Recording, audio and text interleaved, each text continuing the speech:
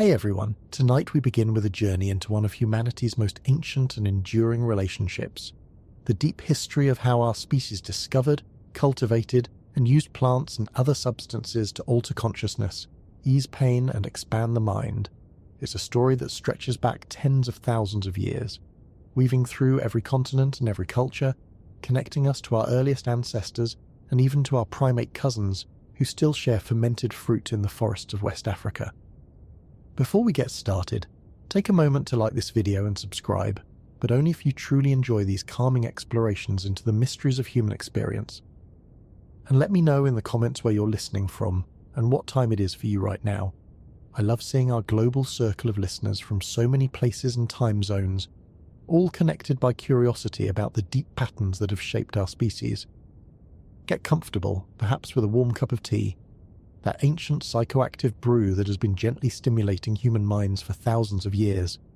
Dim the lights, settle into your favourite listening spot, and prepare to travel back through time to discover how the search for altered states of consciousness has been with us from almost the very beginning of what we recognise as human culture. Tonight's exploration will take us from the misty caves of Paleolithic Europe to the ritual chambers of ancient Egypt, from the sacred mountains where peyote grows to the rice paddies where our ancestors first learned to ferment grain into something more than food. We'll discover that the human relationship with psychoactive substances is far older, far more complex, and far more fundamental to our development as a species than most of us ever imagined. Let's start with the basics. When we think about the history of drug use, most of us picture relatively recent phenomena, perhaps the counterculture of the 1960s, or the opium dens of the 1900s.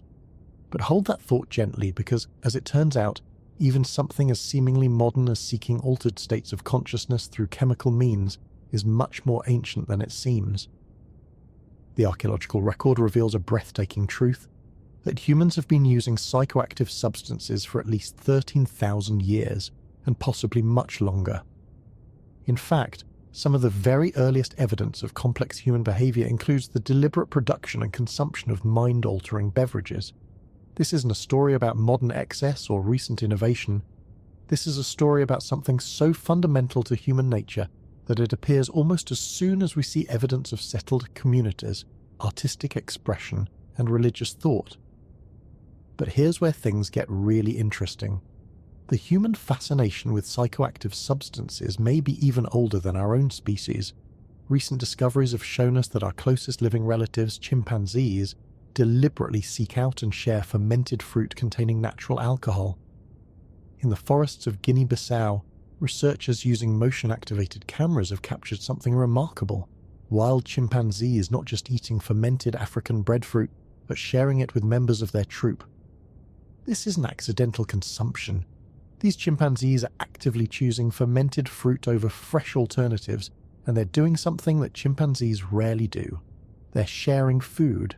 The fermented fruit contains alcohol levels reaching as high as 0.61%, less than a weak beer, but enough to produce measurable effects. When the cameras captured this behavior, it revealed something that scientists had long suspected but never directly observed: the social sharing of mildly intoxicating substances among our closest evolutionary relatives. The implications of this discovery ripple through our understanding of human evolution. The drunken monkey hypothesis, proposed by biologist Robert Dudley, suggests that our primate ancestors developed a taste for ethanol-rich fruit millions of years ago. This makes sense from an evolutionary perspective, because alcohol naturally occurs when yeasts ferment the sugars in ripe fruit, and the scent of alcohol would have been a reliable signal leading our ancestors to high-calorie, nutrient-dense food sources. What's fascinating is that the molecular machinery for processing alcohol evolved in the common ancestor of African apes around 10 million years ago. Our bodies contain specialized enzymes, particularly alcohol dehydrogenase class 4, that appeared precisely when our lineage diverged from that of gorillas. This isn't coincidence. This is evidence that the ability to metabolize alcohol provided some evolutionary advantage to our ancestors, probably related to their diet of increasingly fermented fruit as they spent more time on the forest floor. So when we trace the deep history of psychoactive substance use, we're not just looking at human culture, we're looking at something that may be woven into the very fabric of our evolutionary heritage. The chimpanzees sharing fermented fruit in West African forests aren't just our cousins engaging in unusual behaviour. They're showing us a window into practices that may stretch back millions of years to the very origins of social drinking and the communal sharing of mind-altering substances. Let's take a closer look at what this means for understanding the earliest humans. If our closest relatives naturally seek out and share mildly psychoactive substances, and if our bodies evolve specific mechanisms for processing alcohol, then the human discovery of fermentation and other forms of consciousness alteration wasn't really a discovery at all. It was more like an inheritance, a continuation of behavioral patterns that had been evolving for millions of years. This perspective completely transforms how we understand the relationship between humans and psychoactive substances. Instead of seeing drug use as a recent cultural development or a sign of moral failing, we begin to understand it as part of a much larger story about how intelligence, sociality, and the exploration of consciousness have evolved together over vast stretches of time. But wait, there's more to this evolutionary story. The differences between how various primate species handle alcohol and other psychoactive substances reveal important clues about how these behaviors might have influenced human development. Vervet monkeys in the Caribbean, for instance, show drinking patterns that mirror human populations remarkably closely. About 15% don't drink at all, 65% drink moderately, and 20% drink heavily. These proportions are strikingly similar to those found in human populations, suggesting that individual variation in response to psychoactive substances has deep evolutionary roots. Meanwhile, speaking of alcohol, there's something even stranger about how early humans first encountered this particular mind-altering substance. While our primate cousins were limited to whatever alcohol levels naturally occurred in fermented fruit, humans discovered something revolutionary. They learned to intentionally create fermented beverages that were far more potent than anything available in nature. The earliest evidence of this breakthrough comes from a cave called Rakafet, near what is now Haifa, Israel. 13,000 years ago, a group of people called the Natufians were using stone mortars to produce what researchers now recognize as the world's oldest known beer. This wasn't the clear, effervescent beverage we know today. It was more like a thick, porridge-like substance with a low alcohol content, but it represented something revolutionary in human history. The Natufians were hunter-gatherers living at a crucial transition point between the Paleolithic and Neolithic periods. They were some of the first people to live in semi-permanent settlements, and they were experimenting with the early domestication of plants. The fact that they were also brewing beer suggests something profound about the relationship between psychoactive substances and the development of complex human society. Think about this for a moment. The process of making beer requires planning, patience, and technical knowledge. You have to gather specific grains, malt them by allowing them to germinate in water, then dry them, mash them, heat the mixture for hours, and finally allow it to ferment. This isn't something you stumble upon by accident. This is a sophisticated technology that requires accumulated knowledge passed down through generations. The researchers who studied the Natufian brewing equipment actually recreated the ancient process in their laboratory. They malted grains, mashed them with water, heated the mixture and allowed it to ferment. Their experimental beer showed clear similarities to what the Natufians produced 13,000 years ago. The knowledge of fermentation, it turns out, is one of humanity's oldest technologies. Here's where the story becomes even more fascinating. The Natufian beer wasn't being produced just anywhere. It was being made in a cave that served as a burial site, a place where at least 30 individuals were laid to rest on beds of flowers. This suggests that even 13,000 years ago, the production and consumption of psychoactive beverages was intimately connected with ritual, ceremony, and perhaps communication with the spiritual world. The pattern we see at Rakafet Cave, the connection between psychoactive substances and sacred space, repeats itself throughout human history. From the earliest evidence of alcohol production to the most sophisticated temple complexes of ancient civilizations, we find that mind-altering substances and religious experience have been intertwined from the very beginning. But hold that thought gently, because beer was just the beginning. As human societies became more complex and as trade networks expanded, people encountered an ever-growing pharmacopoeia of consciousness-altering plants and substances. The story of human civilization is, In many ways, the story of our species discovering, cultivating, and refining an increasingly sophisticated relationship with the plant kingdom's vast array of psychoactive compounds. Let's delve deeper into this botanical relationship. The archaeological evidence reveals that different regions of the world develop distinct traditions around different psychoactive plants, often reflecting the unique ecosystems and climates of their homelands.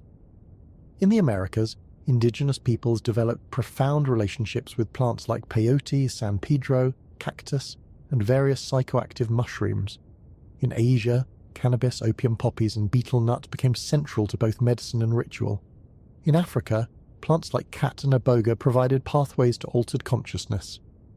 This isn't just a story about humans trying different plants to see what happened. This is a story about the co-evolution of human consciousness and plant chemistry, about how our ancestors developed incredibly sophisticated knowledge of botany, pharmacology, and what we might now call neurochemistry, all without the benefit of modern scientific instruments. Take cannabis, for example. Archaeological evidence suggests that humans have been using this plant for at least 8,000 years. Cannabis seeds appear in archaeological sites across Asia from around 6100 BCE, and the ancient Greek historian Herodotus documented Scythian peoples using cannabis in ritual contexts around 450 BCE. But the relationship with this plant is far more complex than simple recreational use. Cannabis is what botanists call a genetic hybrid complex, meaning that wild and domesticated varieties have been interbreeding for thousands of years, making it difficult to trace the exact origins of human cultivation. What we can say is that wherever humans encountered cannabis, they quickly learned to distinguish between varieties with different chemical profiles. Some were better for fiber production, others for their psychoactive properties, and still others for their medicinal applications. The sophistication of ancient cannabis use is revealed in archaeological sites from the Pamir Mountains of Central Asia. Here, researchers discovered wooden braziers from around 2,500 years ago that contain clear evidence of high-potency cannabis burning. The chemical signature shows that ancient peoples weren't just burning random cannabis plants. They were specifically selecting varieties with elevated levels of psychoactive compounds. The braziers were found in tombs, surrounded by ritualistic arrangements of stones and burial goods. This wasn't casual use. This was cannabis being employed in carefully orchestrated ceremonies, probably related to communication with ancestors or spiritual entities. The fact that only high-potency varieties were used suggests that ancient peoples had developed sophisticated knowledge about different cannabis genetics and their effects. Meanwhile, speaking of sophisticated plant knowledge, there's something even more remarkable about how indigenous peoples of the Americas developed their relationship with mescaline containing cacti.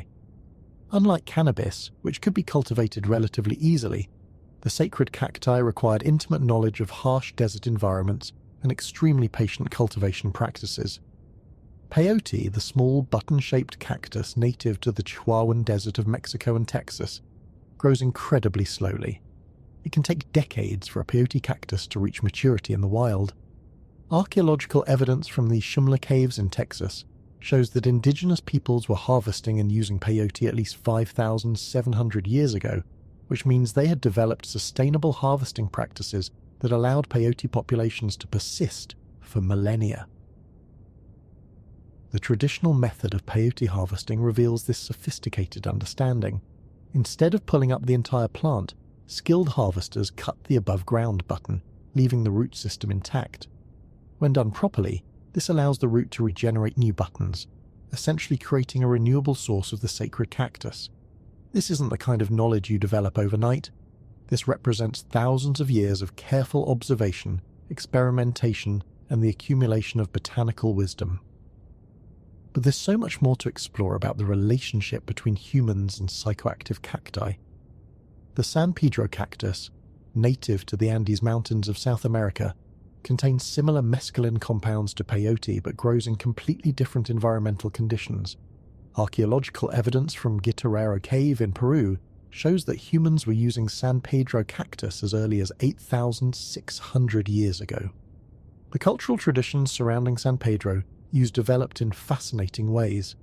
Pre-Columbian civilizations, including the Kupasnik, Chavin, Moche, and Lambayeque cultures, all incorporated San Pedro into their religious and healing practices.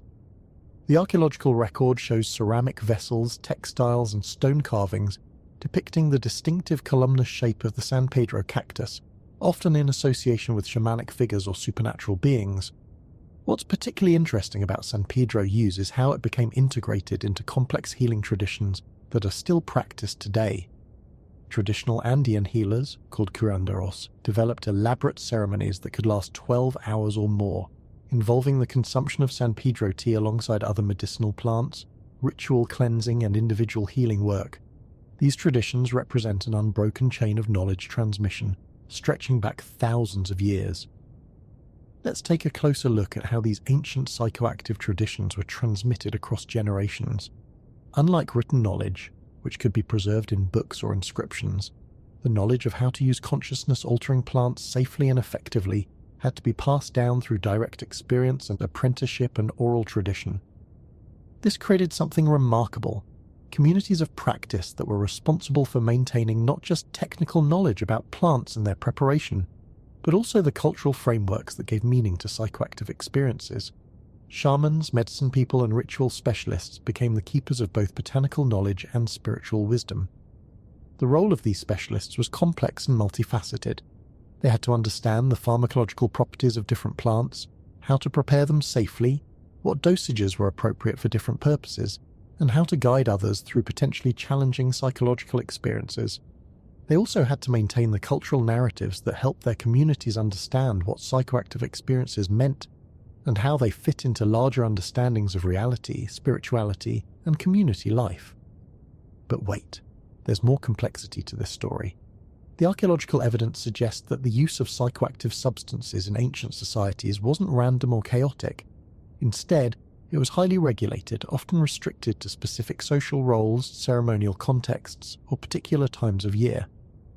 The Spanish archaeologist Elisa Guerradoce, who has done extensive research on prehistoric drug use in Europe, argues that the evidence points to psychoactive substances being used primarily by elites and religious specialists rather than by the general population. The key evidence for this comes from where psychoactive substances are found in archaeological contexts. They appear in the tombs of high-status individuals, in restricted ceremonial spaces, and in association with ritual paraphernalia. This suggests that even tens of thousands of years ago, human societies had developed complex social rules around who could use consciousness-altering substances, when they could be used, and for what purposes. This pattern of restricted access continues throughout the archaeological record. In ancient Egypt, for example, opium use was generally limited to priests, magicians, and warriors.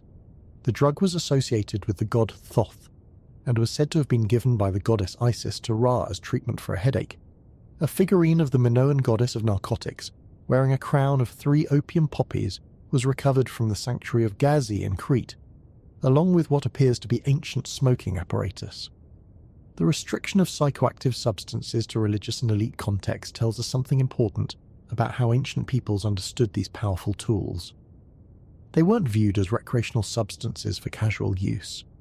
They were powerful technologies for altering consciousness that required proper training, appropriate context, and often divine sanction to use safely and effectively. Speaking of ancient Egypt, there's something deeply fascinating about how this civilization developed one of the most sophisticated pharmacological traditions in the ancient world. Egyptian medical papyri reveal extensive knowledge of psychoactive plants and their applications, though often this knowledge was encoded in mythological language that modern researchers are still working to decode. Take the famous blue lotus, or Nymphaea cerulea, which appears throughout Egyptian art and was found covering the mummy of King Tutankhamun when his tomb was opened in 1922. For decades, researchers debated whether this beautiful water lily had genuine psychoactive properties or was simply valued for its symbolic significance and pleasant fragrance. Recent research by UC Berkeley anthropology student Liam McAvoy has revealed some surprising findings about the Egyptian blue lotus. While earlier studies suggested the plant had minimal psychoactive effects, McAvoy discovered that the authentic Egyptian variety contained significantly higher levels of nuciferine, a compound with sedative and euphoric properties, compared to the water lilies commonly sold online today as blue lotus. But here's where things get interesting. McAvoy found that simply soaking the authentic blue lotus flowers in wine wasn't enough to extract the psychoactive compounds. The plant's waxy, water-repellent coating prevents the alkaloids from dissolving into alcohol. Instead, he hypothesizes that ancient Egyptians first created an oil infusion, allowing the nuciferine to dissolve into fats, which was then mixed into wine. This discovery suggests that Egyptian psychoactive traditions were far more sophisticated than previously understood.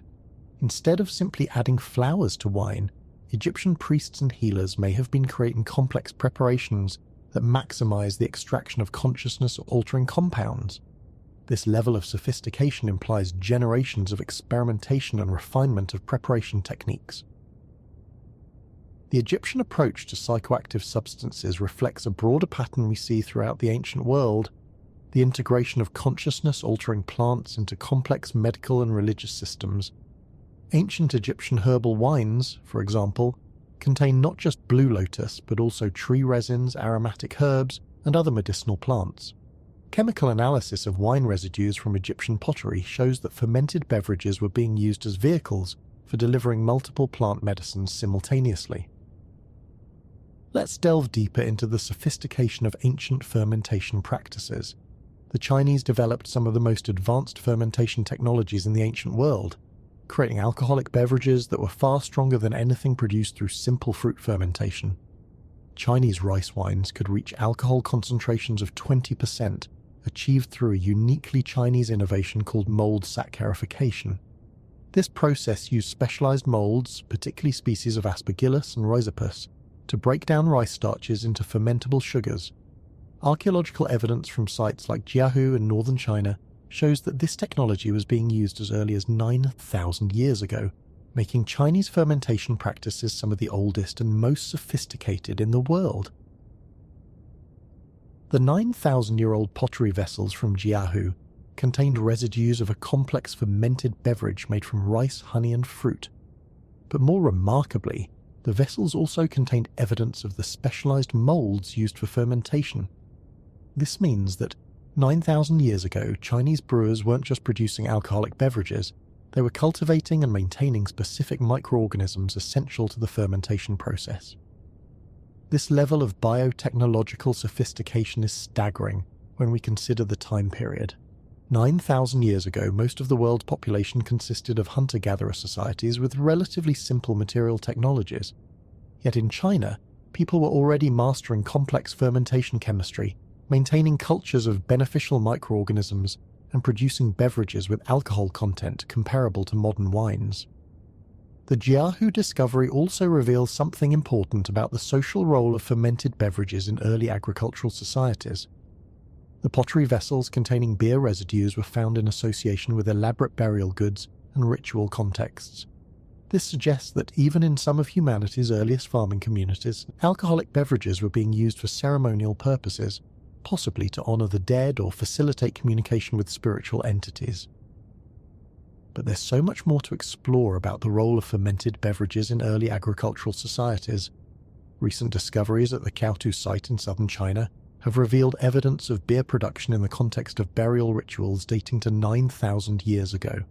The site features a platform mound containing human burials and high concentrations of painted pottery encircled by a human-made ditch.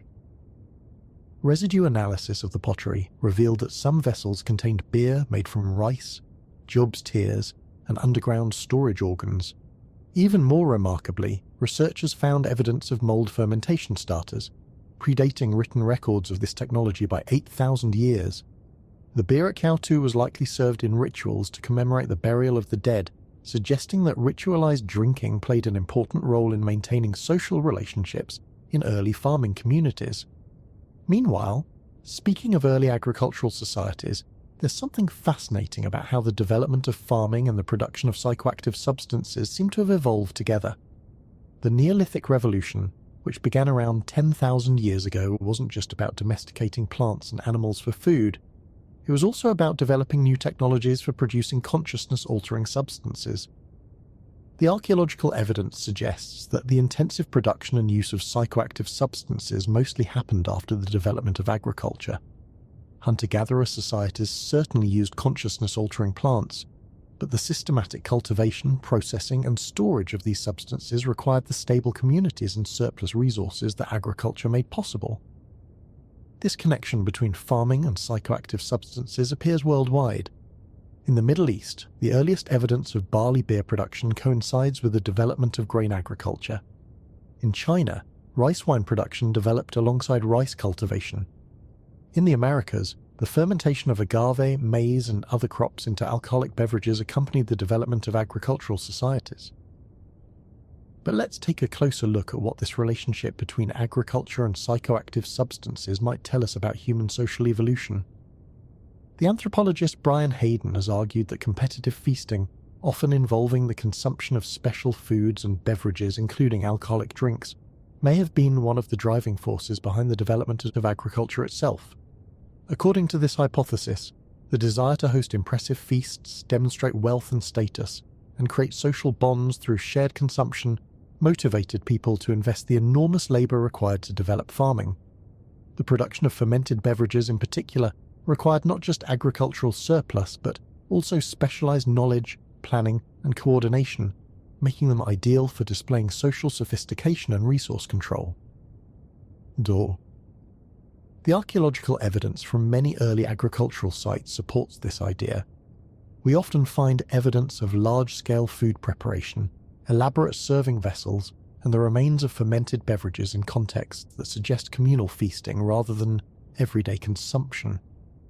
These gatherings may have served multiple functions, cementing alliances, displaying wealth, marking important seasonal transitions, and creating opportunities for social and political negotiation. Let's explore how these early agricultural feasting traditions developed into the more complex psychoactive practices we see in later civilizations.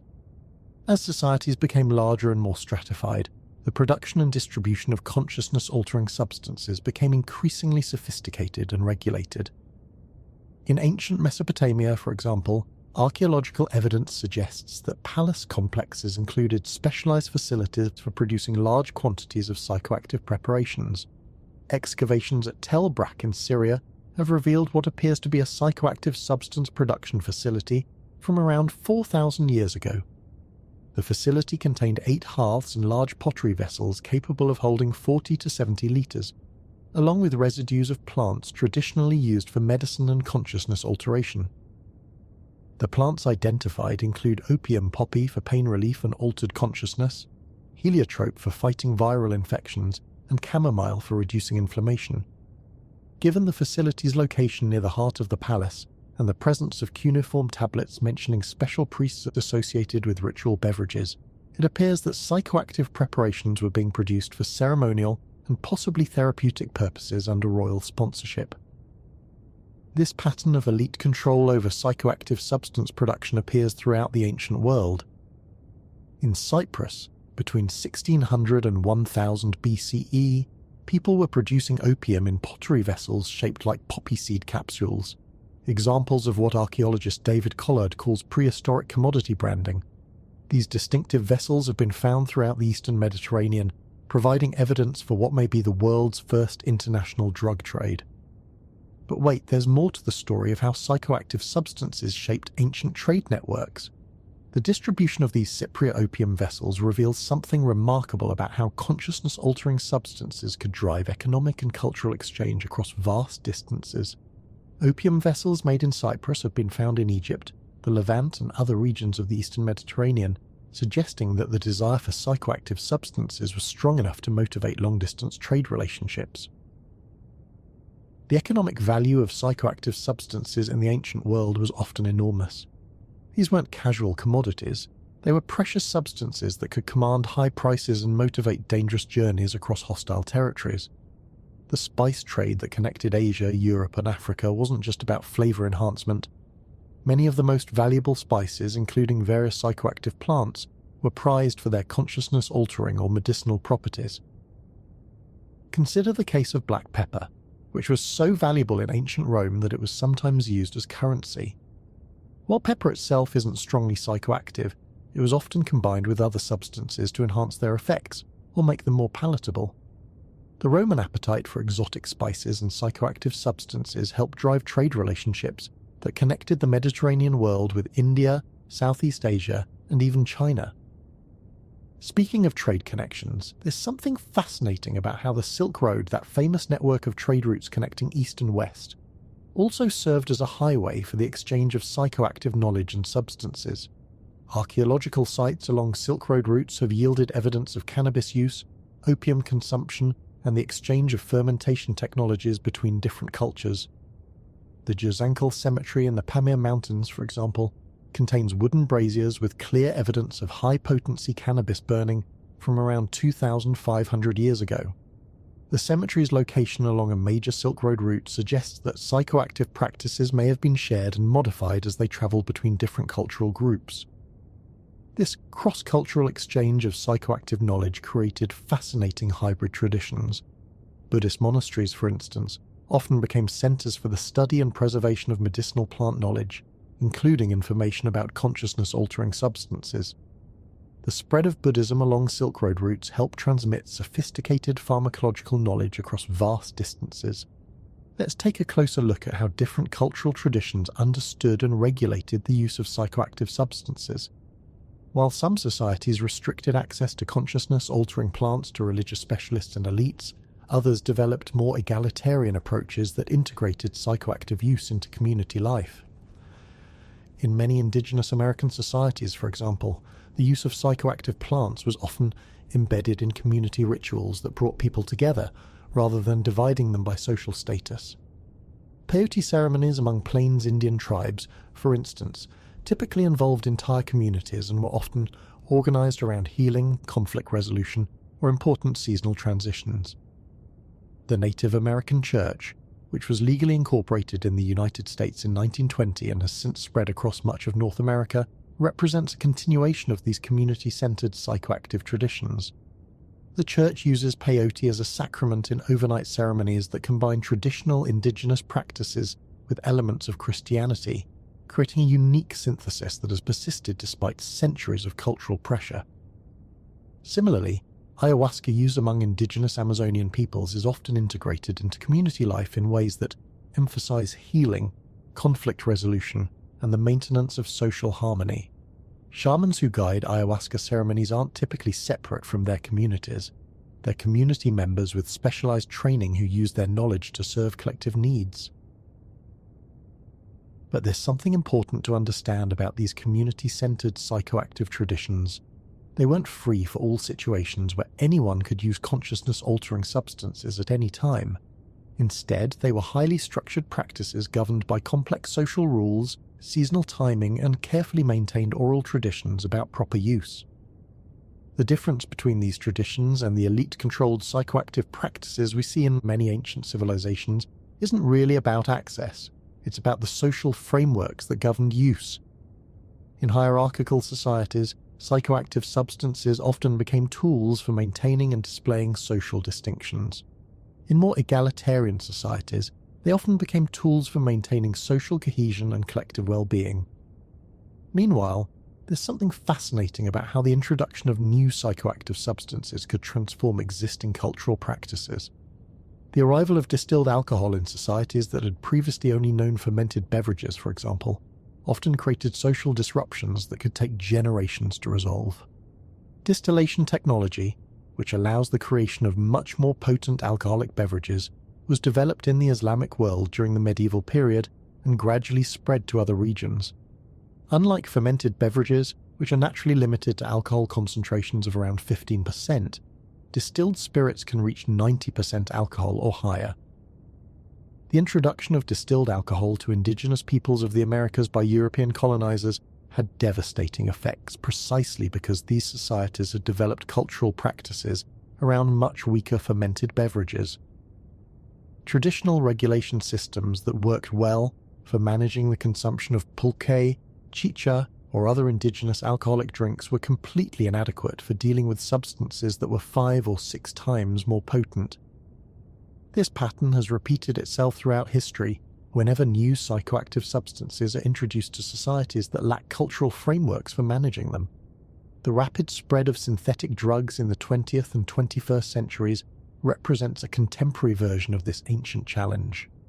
let's delve deeper into how different ancient civilizations developed sophisticated approaches to managing the risks and benefits of psychoactive substances. The key insight from studying these historical examples is that successful psychoactive traditions were never just about the substances themselves. They were about the cultural technologies, the social institutions, rituals, and knowledge systems that surrounded and guided their use. Take ancient Greek symposiums, for example. These weren't just drinking parties. They were elaborate social institutions governed by complex rules about who could participate, what topics could be discussed, how much wine should be consumed, and how the evening should be structured.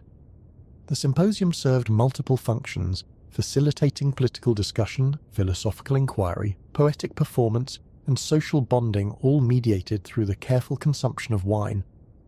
The Greeks developed sophisticated ideas about wine's effects on consciousness and social interaction.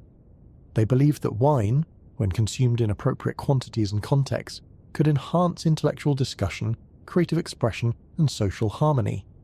But they also recognized that excessive consumption could lead to violence, social discord, and poor decision-making. The Greek god Dionysus, associated with wine, ecstasy, and altered consciousness, embodied this dual nature of psychoactive substances. Dionysian festivals could be occasions for transcendent spiritual experience, artistic inspiration, and social renewal. But they could also be dangerous, chaotic events that threatened social order. The Greeks understood that the same substances that could elevate human consciousness could also unleash destructive forces. But there's so much more complexity to our ancient Greek psychoactive practices. Recent archaeological research suggests that some Greek religious ceremonies may have involved the use of psychoactive substances beyond wine. The famous Eleusinian mysteries, secret religious ceremonies that attracted initiates from throughout the Greek world, may have involved the consumption of a psychoactive preparation based on ergot-contaminated grains. The scholar Albert Hofmann, who also discovered LSD, proposed that the sacred kykeon consumed at Eleusis contained ergot alkaloids that could produce powerful psychedelic experiences. While this theory remains controversial, the reports of initiates describing life-changing visions and encounters with divine beings are consistent with the effects of psychedelic substances. The Eleusinian mysteries persisted for almost 2,000 years, from around 1500 BCE to 400 CE, making them one of the longest-lasting religious traditions in Western history. The fact that people continued to travel from across the Mediterranean world to participate in these ceremonies suggests that they provided genuinely transformative experiences that couldn't be found elsewhere. Speaking of transformative experiences, there's something remarkable about how psychoactive substances appear to have influenced the development of religious and philosophical thought throughout history. Many of the world's major religious traditions have connections to consciousness-altering practices, though these connections are often hidden or minimized in contemporary interpretations. The Vedic tradition of ancient India, for example, centered around the consumption of a mysterious substance called soma, which was described as a divine plant that provided access to higher states of consciousness and communion with the gods. The Rig Veda contains hundreds of hymns praising soma, describing it as the source of inspiration, courage, and spiritual insight. Scholars have long debated the identity of soma, with candidates including various psychoactive mushrooms, cannabis preparations, and the fly agaric mushroom Amanita muscaria. While the exact identity remains uncertain, the centrality of this consciousness-altering substance to early Hindu thought is undeniable. Some scholars argue that the entire Vedic religious system was originally organized around the ritual consumption of soma. Similarly, the Zoroastrian tradition of ancient Persia revolved around a substance called hauma, which appears to be related to the Vedic soma. The word hauma is actually the same as soma, simply pronounced differently in the Persian language. This suggests that consciousness-altering substances were central to Indo-European religious traditions that eventually gave rise to both Hinduism and Zoroastrianism. But hold that thought gently, because the relationship between psychoactive substances and religious experience becomes even more complex when we look at how different traditions understood the nature of consciousness itself. Many ancient cultures didn't make the sharp distinction between mind and matter that characterizes modern Western thought. Instead, They saw consciousness as something that could be directly influenced by material substances, and they viewed this influence as a form of communication with spiritual forces. This perspective is beautifully illustrated in the traditional use of psilocybin mushrooms in Mesoamerica. The Aztecs called these mushrooms Tiananacatl, meaning flesh of the gods, and they were used in religious ceremonies to facilitate communication with divine entities. Spanish colonial documents describe elaborate rituals involving the consumption of these mushrooms, often conducted by religious specialists who served as intermediaries between human and divine realms. The Spanish conquistadors were horrified by these practices, viewing them as evidence of devil worship and primitive superstition. They made enormous efforts to suppress indigenous psychoactive traditions, often destroying temples, burning codices, and executing religious practitioners. But despite centuries of persecution, many of these traditions survived in hidden or modified forms. The persistence of these traditions reveals something important about the relationship between psychoactive substances and human spirituality. When people have powerful, meaningful experiences through the use of consciousness-altering plants, those experiences often become so central to their understanding of reality that they're willing to risk persecution to preserve them. This pattern appears throughout history. Early Christians may have used psychoactive substances in their rituals, though this knowledge was later suppressed as Christianity became institutionalized. Some scholars argue that the wine of early Christian communion was sometimes fortified with psychoactive plants, and that the mystical visions described by early Christian saints may have been influenced by consciousness-altering substances. The suppression of psychoactive traditions often accompanied the centralization of religious authority. When religious institutions wanted to control spiritual experience, they often sought to eliminate practices that allowed individuals to have direct contact with divine forces. Consciousness-altering substances, by their very nature, tend to democratize spiritual experience, making it available to anyone with access to the right plants or preparations. Let's explore how this tension between institutional control and individual spiritual experience played out in different historical contexts. In ancient Egypt, the use of psychoactive substances appears to have been carefully controlled by the priestly class, who served as gatekeepers to these powerful technologies of consciousness alteration. Egyptian priests developed elaborate preparation methods for various consciousness-altering substances. The process of creating psychoactive blue lotus preparations, for example, may have involved creating oil infusions that were then mixed into wine, a technique that required specialized knowledge and considerable skill. Similarly, the preparation of opium for ritual use involved complex extraction and purification processes that were closely guarded secrets. This priestly control over psychoactive substances wasn't just about maintaining religious authority, it was also about ensuring safety. Many consciousness-altering plants can be dangerous if used improperly, and the knowledge of appropriate dosages, preparation methods, and suitable contexts for use required extensive training and experience. The Egyptian approach created a system where psychoactive substances could be used safely and effectively, but only within carefully controlled institutional frameworks. This allowed Egyptian civilization to maintain sophisticated psychoactive traditions for thousands of years without the social disruptions that often accompanied the unregulated use of consciousness-altering substances. But there's something fascinating about how Egyptian psychoactive practices influenced the development of medicine and healing arts throughout the ancient world. Egyptian medical papyri reveal incredibly sophisticated knowledge of plant pharmacology, including detailed information about the effects of various psychoactive substances on different aspects of human health and consciousness. The Edwin Smith Papyrus and the Ebers Papyrus, dating to around 1500 BCE, contain descriptions of treatments using opium, cannabis, and other consciousness-altering plants for conditions ranging from physical pain to what we might now recognize as psychological disorders. Egyptian physicians understood that psychoactive substances could be powerful medicines when used appropriately. This medical approach to psychoactive substances represents a crucial development in human history. Instead of viewing consciousness-altering plants purely as tools for spiritual communication or social bonding, the Egyptians began to understand them as therapeutic agents that could address specific health problems. The Egyptian medical tradition influenced Greek medicine, which in turn influenced Roman practice, eventually giving rise to many of the pharmacological approaches that underlie modern medicine. When we trace the history of how psychoactive substances became incorporated into medical practice, we often find that the trail leads back to ancient Egyptian innovations. Meanwhile, speaking of medical applications, there's something remarkable about how different ancient cultures independently discovered that many psychoactive plants also had powerful healing properties. This wasn't coincidence. There's often a deep connection between a plant's ability to alter consciousness and its ability to affect physical health. Consider opium, for example. The same compounds that produce opium's consciousness-altering effects, primarily morphine and related alkaloids, also make it one of the most effective pain relievers known to humanity.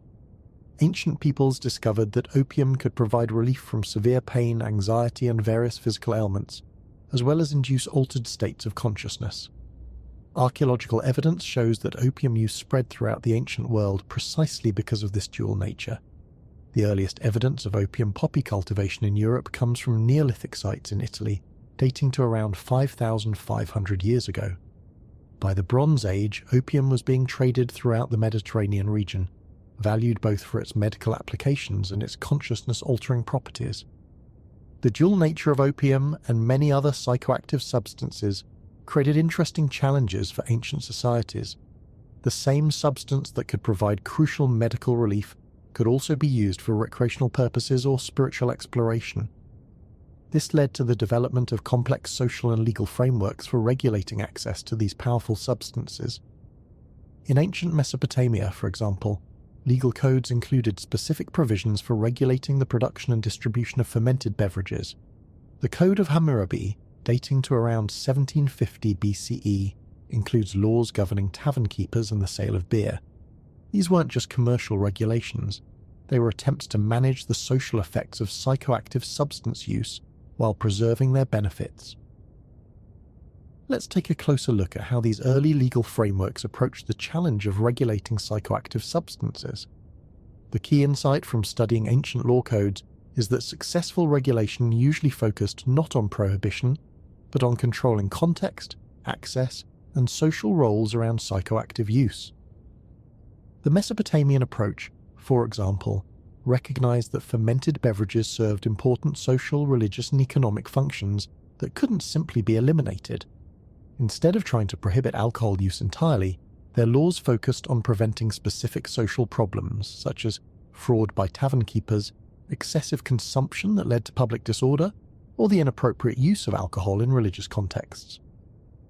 This regulatory approach reflects a sophisticated understanding of how psychoactive substances function in complex societies. Rather than viewing these substances as inherently good or evil, ancient lawmakers recognized that their effects depended heavily on how, when, where, and by whom they were used. The Roman approach to psychoactive substances offers another fascinating example of sophisticated regulation. Romans consumed enormous quantities of wine, which was considered an essential part of civilized life, but they also developed elaborate social rules about appropriate consumption, including specific times of day when drinking was acceptable, appropriate contexts for different types of alcoholic beverages, and social consequences for excessive consumption. Roman drinking culture wasn't just about the consumption of alcohol. It was about the maintenance of complex social relationships, the display of cultural sophistication, and the creation of opportunities for political and business networking. The ritualized nature of Roman drinking practices helped ensure that alcohol consumption served positive social functions rather than creating social problems. But there's so much more complexity to Roman psychoactive practices. Archaeological evidence suggests that Romans had access to a much wider range of consciousness-altering substances than is commonly recognized. Trade connections with India, China, and other distant regions brought exotic drugs and preparations to Roman markets. Recent chemical analysis of residues from Roman archaeological sites has revealed evidence of opium use, cannabis consumption, and the use of various psychoactive plants in both medical and recreational contexts. Roman physicians, following in the Greek tradition, developed sophisticated theories about how different psychoactive substances affected human health and behavior. The Roman physician Dioscorides, writing in the 1st century CE, produced one of the most comprehensive pharmacological texts of the ancient world. His work, De Materia Medica, included detailed descriptions of hundreds of plants, many of them psychoactive, along with information about their preparation, dosage, and effects. This text remained a standard reference for medical practice for over 1,500 years. Speaking of medical traditions, there's something fascinating about how the Islamic world preserved and expanded upon Greek and Roman pharmacological knowledge during the medieval period. Islamic scholars not only translated ancient texts, but also conducted original research that significantly advanced understanding of psychoactive substances and their effects. The Persian physician al-Razi, working in the 9th and 10th centuries, wrote extensively about the medical uses of opium, cannabis, and other psychoactive plants. His work included detailed observations about dosage, preparation methods, and the treatment of what we might now recognize as substance abuse disorders. Al-Razi was one of the first physicians to provide systematic descriptions of addiction and withdrawal. Islamic scholars also made crucial advances in the technology of distillation, developing more efficient methods for producing concentrated alcoholic beverages and extracting active compounds from medicinal plants. While Islamic religious law generally prohibited the consumption of alcohol, these technical innovations had enormous influence on psychoactive substance production throughout the world. The Arabic word alcohol itself comes from alcohol, referring to a fine powder produced through distillation or sublimation.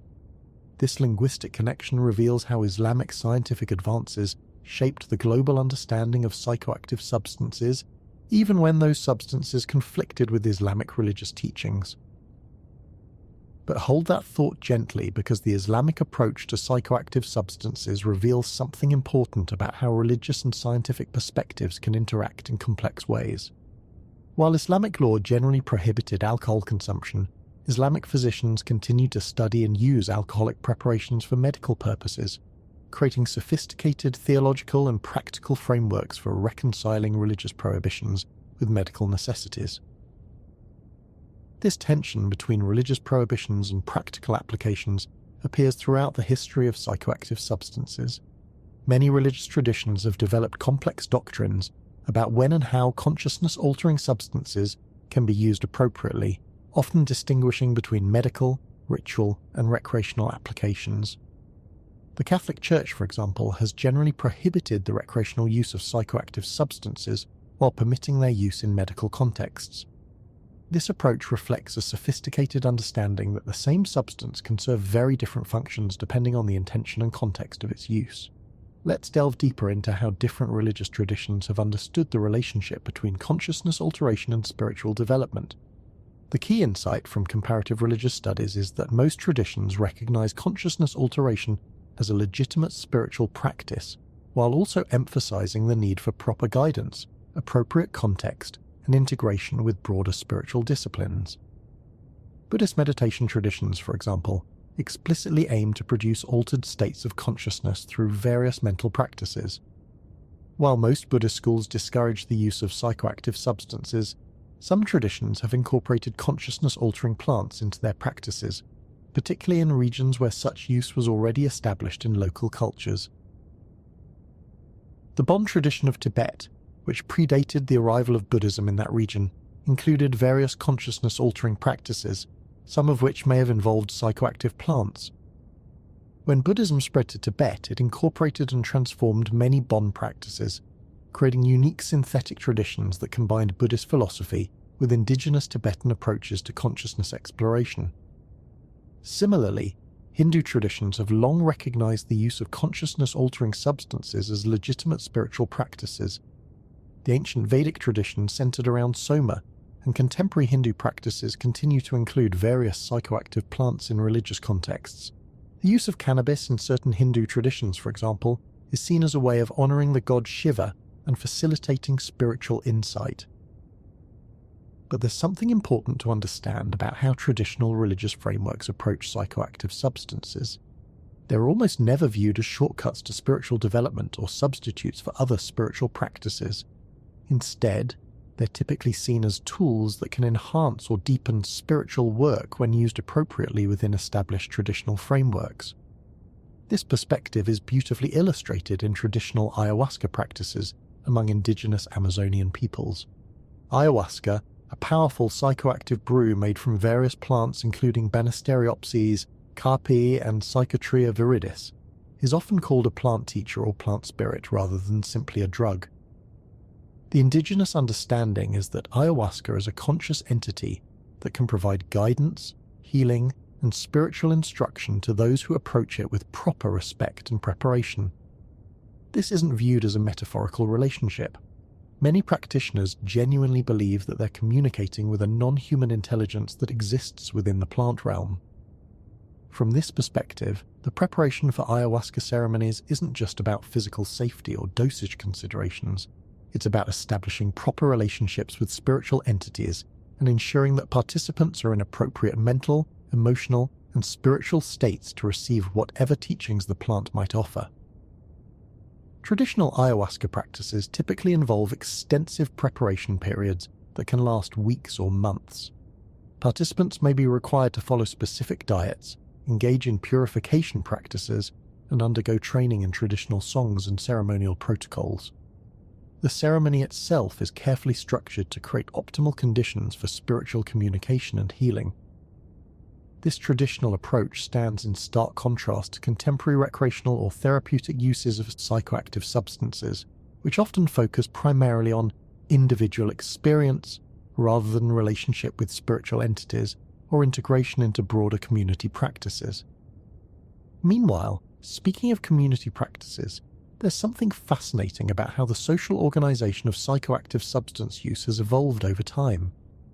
In many traditional societies, consciousness-altering practices were embedded in complex social institutions that served multiple functions beyond individual consciousness exploration. Peyote ceremonies among Plains Indian tribes, for example, typically brought together members of extended family groups or even entire communities. The ceremonies served not just as opportunities for individual spiritual experience, but also as occasions for conflict resolution, community decision-making, social healing, and the transmission of cultural knowledge.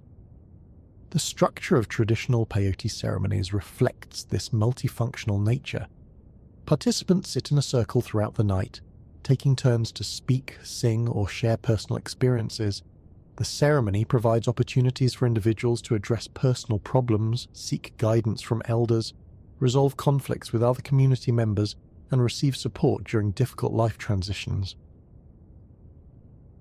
The communal nature of these ceremonies helps ensure that individual psychoactive experiences are integrated into broader social contexts. Participants don't just have private visions or personal insights. They share their experiences with the community, receive feedback and interpretation from elders, and work together to understand how individual revelations might serve collective needs.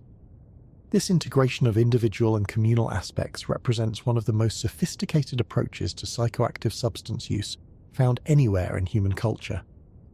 It maximizes the potential benefits of consciousness alteration while minimizing the risks of social disruption or individual harm. But let's take a closer look at how these traditional ceremonial frameworks actually functioned to create meaningful and safe psychoactive experiences.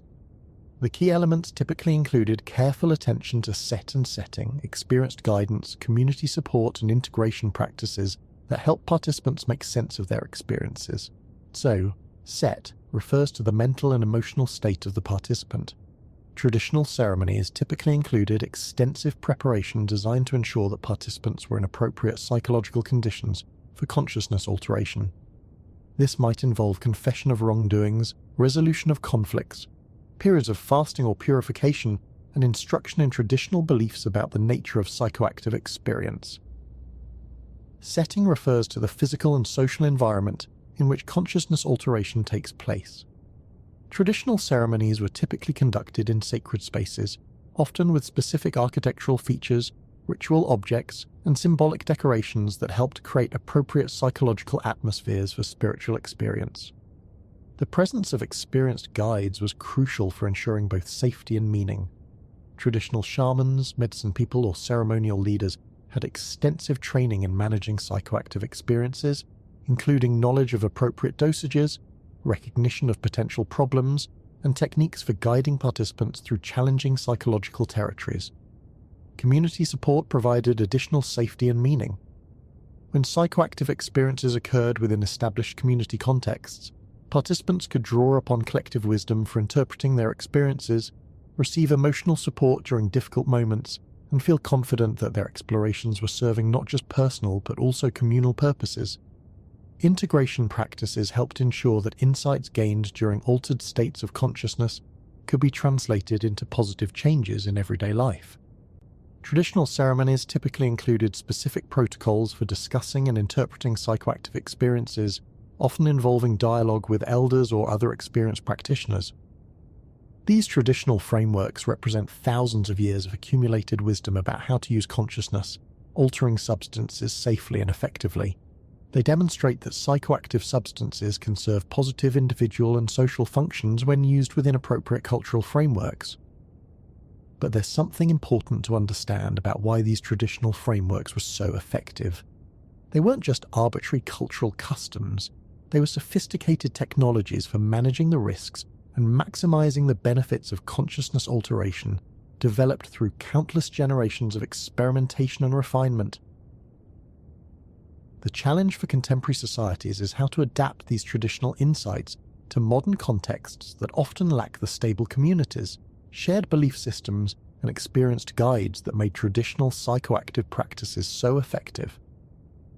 Let's explore how the disruption of traditional psychoactive practices has affected human relationships with consciousness-altering substances. When European colonization destroyed or suppressed indigenous psychoactive traditions throughout the Americas, Africa, and other regions, it didn't eliminate the human desire for consciousness alteration. Instead, it forced these desires into underground or unregulated contexts that often lack the safety mechanisms of traditional practices. The introduction of distilled alcohol to indigenous peoples represents one of the clearest examples of how the disruption of traditional regulatory frameworks can create social disasters.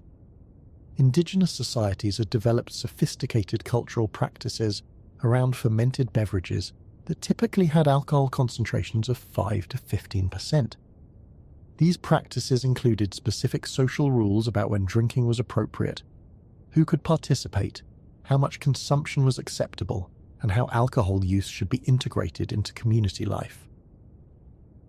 When European traders introduced distilled spirits with alcohol concentrations of 40% or higher, these traditional regulatory systems were completely overwhelmed. The same cultural practices that worked well for managing the consumption of weak fermented beverages were totally inadequate for dealing with substances that were 3 or 4 times more potent. The result was often social chaos, including increased violence, family breakdown, and community disintegration. These problems weren't caused by some inherent inability of indigenous peoples to handle alcohol. They were caused by the introduction of substances that were fundamentally different from anything these societies had previously encountered, without the cultural frameworks needed to manage them safely. This pattern has repeated itself throughout history whenever new psychoactive substances are introduced to societies that lack appropriate cultural frameworks for managing them. The opium epidemics that affected China during the 19th and early 20th centuries, for example, resulted partly from the introduction of concentrated opium preparations and new consumption methods that overwhelmed traditional Chinese approaches to psychoactive substance use. Similarly, the crack cocaine epidemic that affected many American cities during the 1980s and 90s can be understood partly as a result of introducing a new, more potent form of cocaine to communities that lacked effective cultural frameworks for managing its use.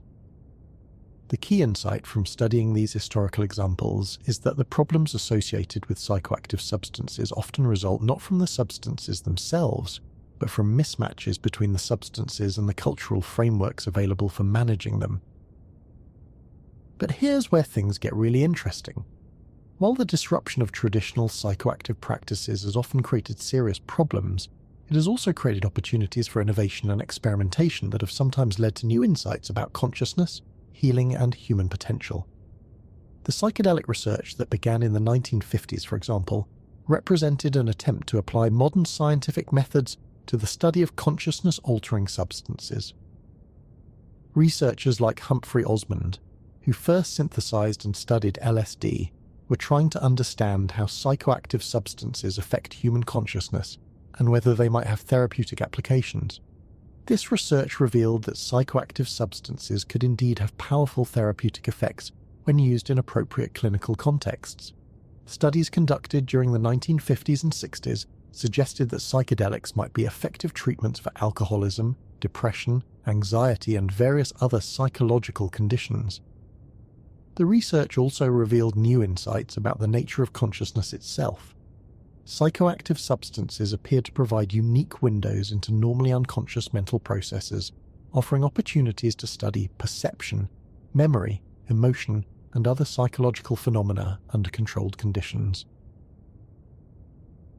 Unfortunately, much of this research was disrupted by the cultural and political upheavals of the 1960s, when psychoactive substances became associated with countercultural movements that challenged established social and political authority. The backlash against these movements led to legal prohibitions that made scientific research with psychoactive substances extremely difficult. But there's so much more to explore about how scientific approaches to psychoactive substances have evolved over time. Recent decades have seen a resurgence of interest in psychedelic research, with new studies suggesting that substances like psilocybin, MDMA, and LSD may have significant therapeutic potential when used in appropriate clinical contexts. Contemporary research is revealing that psychoactive substances may work by temporarily disrupting normal patterns of brain activity, allowing new neural connections to form and enabling people to break free from rigid patterns of thought and behavior that contribute to psychological problems. This neurobiological understanding complements traditional insights about the importance of setting, and integration. Modern clinical trials with psychoactive substances typically include extensive preparation sessions, carefully controlled environmental conditions, and follow-up integration sessions designed to help participants make sense of their experiences. The convergence of traditional wisdom and modern scientific understanding suggests that we may be entering a new phase in humanity's relationship with consciousness-altering substances, one that combines the safety and meaning-making frameworks of traditional practices with the precision and accountability of modern medicine. Meanwhile, speaking of combining traditional and modern approaches, there's something fascinating about how indigenous communities that have maintained their psychoactive traditions are now contributing to contemporary research and therapeutic applications. Ayahuasca traditions from the Amazon, for example, are now being studied by researchers interested in understanding how this powerful psychoactive brew might be used to treat depression, anxiety, addiction, and other psychological conditions. Indigenous practitioners are serving as consultants and collaborators in this research, sharing their traditional knowledge while also learning from modern scientific approaches. This collaboration represents a potential model for how traditional and modern approaches to psychoactive substances might be integrated in ways that respect indigenous knowledge, while also applying rigorous scientific methods to understand how consciousness-altering substances work and how they can be used most effectively. But there are also important ethical considerations involved in this kind of collaboration. Indigenous communities have often been exploited by outsiders who appropriate their traditional knowledge without providing appropriate compensation or recognition. There's ongoing debate about how to ensure that indigenous peoples benefit from research based on their traditional practices. The commercialization of ayahuasca, peyote, and other traditional psychoactive substances also raises concerns about sustainability and cultural appropriation. When traditional practices become popular in non-indigenous contexts, there's often increased demand for wild harvested plants that can threaten the ecosystems where these plants naturally occur. Peyote, for example, is now considered a vulnerable species partly because of overharvesting driven by increased demand from non-indigenous users. The slow-growing nature of peyote means that harvesting pressure can quickly outpace the plant's ability to regenerate, potentially threatening the long-term survival of both the species and the indigenous traditions that depend on it. These challenges highlight the need for thoughtful approaches to integrating traditional psychoactive knowledge into contemporary contexts. Simply appropriating traditional practices without understanding their broader cultural contexts or ecological implications can create more problems than it solves. Let's delve deeper into what sustainable and respectful integration of traditional psychoactive knowledge might look like.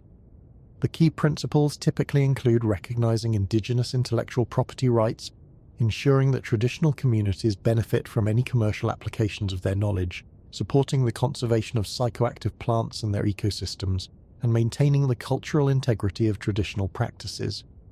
Some promising examples of respectful integration are emerging in various contexts.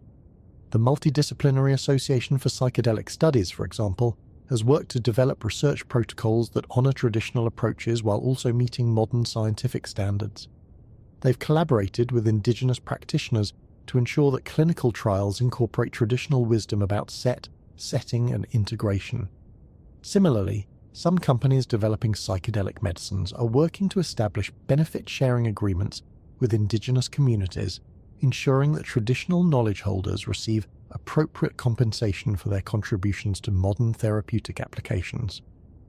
Conservation organizations are also working with indigenous communities to protect the ecosystems where psychoactive plants naturally occur, recognizing that preserving traditional cultures and preserving biodiversity are interconnected challenges that require coordinated approaches.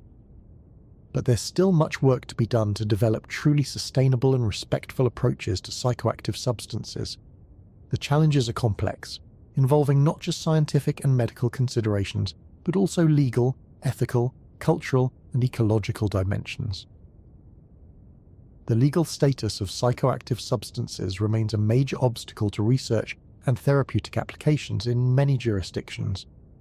Most consciousness-altering substances are classified as controlled substances, with severe penalties for unauthorized use, making it difficult for researchers to study them and for patients to access potentially beneficial treatments. Recent years have seen some encouraging changes in legal frameworks, with several jurisdictions decriminalizing or legalizing certain psychoactive substances for medical or research purposes. Oregon, for example, has legalized psilocybin for therapeutic use, and several cities have decriminalized various psychedelic substances. These legal changes reflect growing recognition that the prohibition approach to psychoactive substances has often created more problems than it has solved. Prohibition has driven psychoactive substance use underground, making it more dangerous and preventing the development of effective safety and treatment frameworks. But changing legal frameworks is only part of the challenge. There's also a need to develop new cultural institutions and practices that can provide the safety, meaning, and community support that traditional psychoactive practices offered.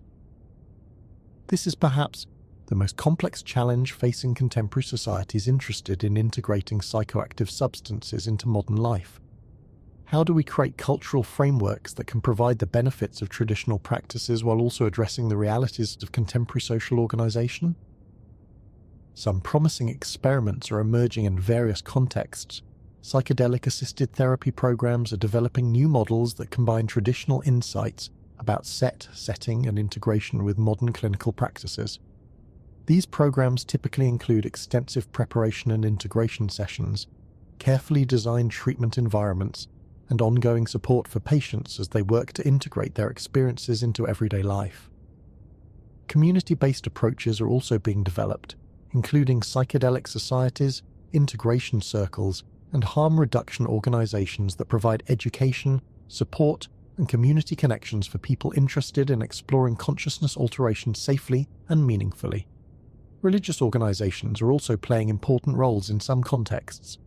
The Native American Church continues to provide traditional frameworks for peyote use, while newer religious organizations like the Santo Daime and União de Vegetal churches have developed synthetic frameworks that combine traditional ayahuasca practices with other spiritual traditions. But perhaps the most important development is the growing recognition that psychoactive substances are tools that require wisdom, skill, and community support to use effectively. The substances themselves are neither good nor evil. Their effects depend entirely on how they're used, by whom, in what contexts, and with what intentions.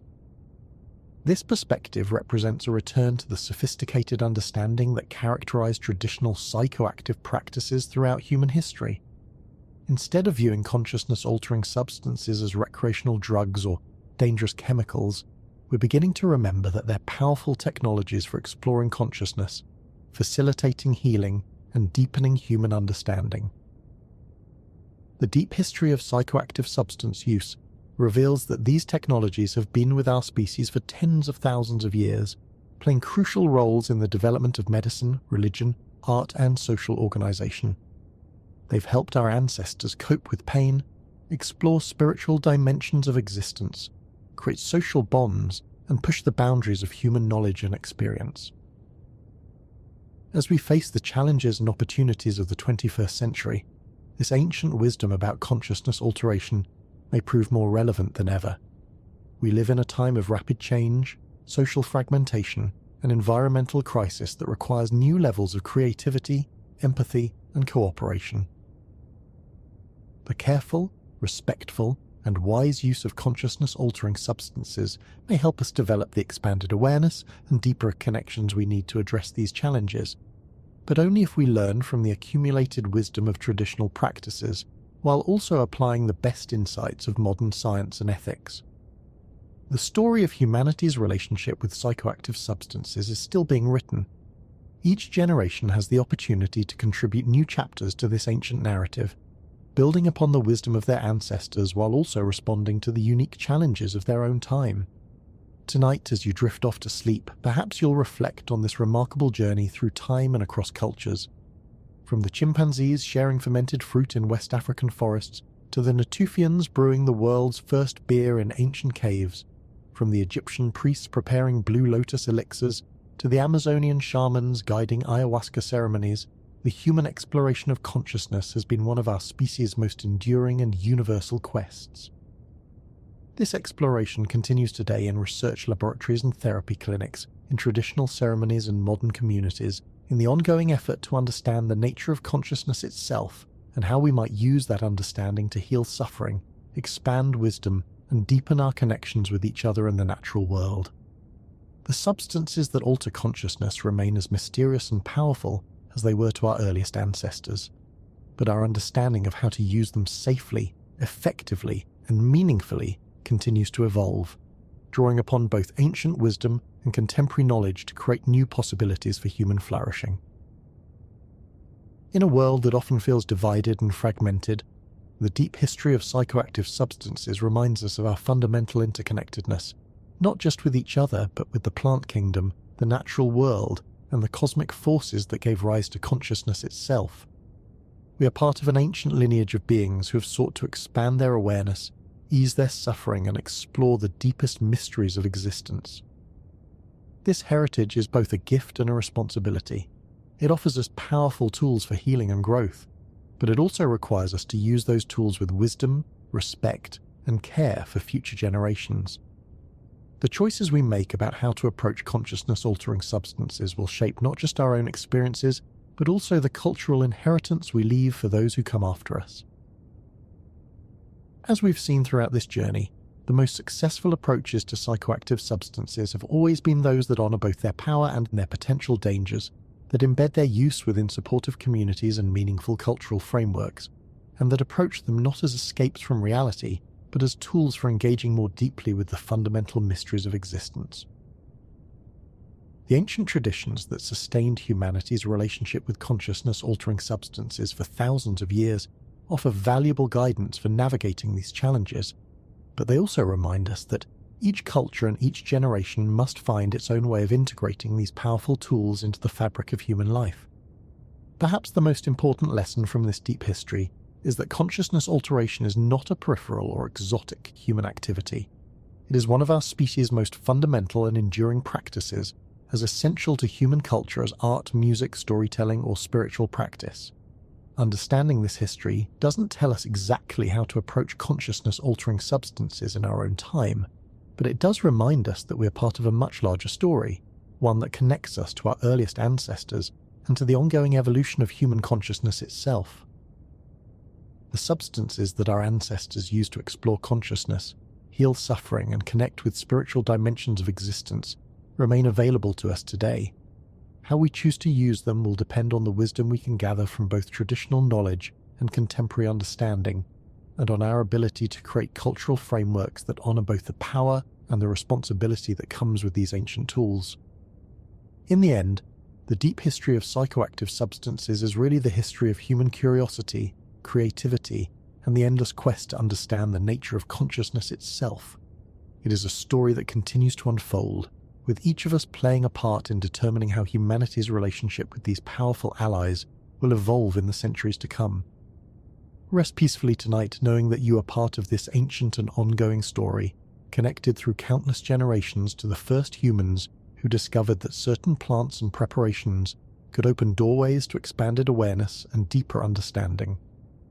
The quest for consciousness that began tens of thousands of years ago continues in each moment of awareness, each act of healing, and each gesture of connection between conscious beings sharing this remarkable journey through existence. But there's so much more to explore in this vast tapestry of human consciousness exploration. We've only just begun to scratch the surface of how psychoactive substances have influenced the development of human culture, technology, and understanding. Let's delve deeper into some of the most fascinating chapters of this ancient story, beginning with the remarkable sophistication of prehistoric brewing and fermentation technologies.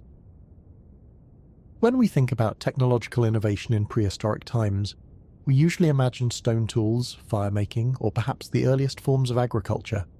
But the archaeological evidence reveals that some of humanity's most sophisticated early technologies were developed specifically for producing consciousness-altering substances.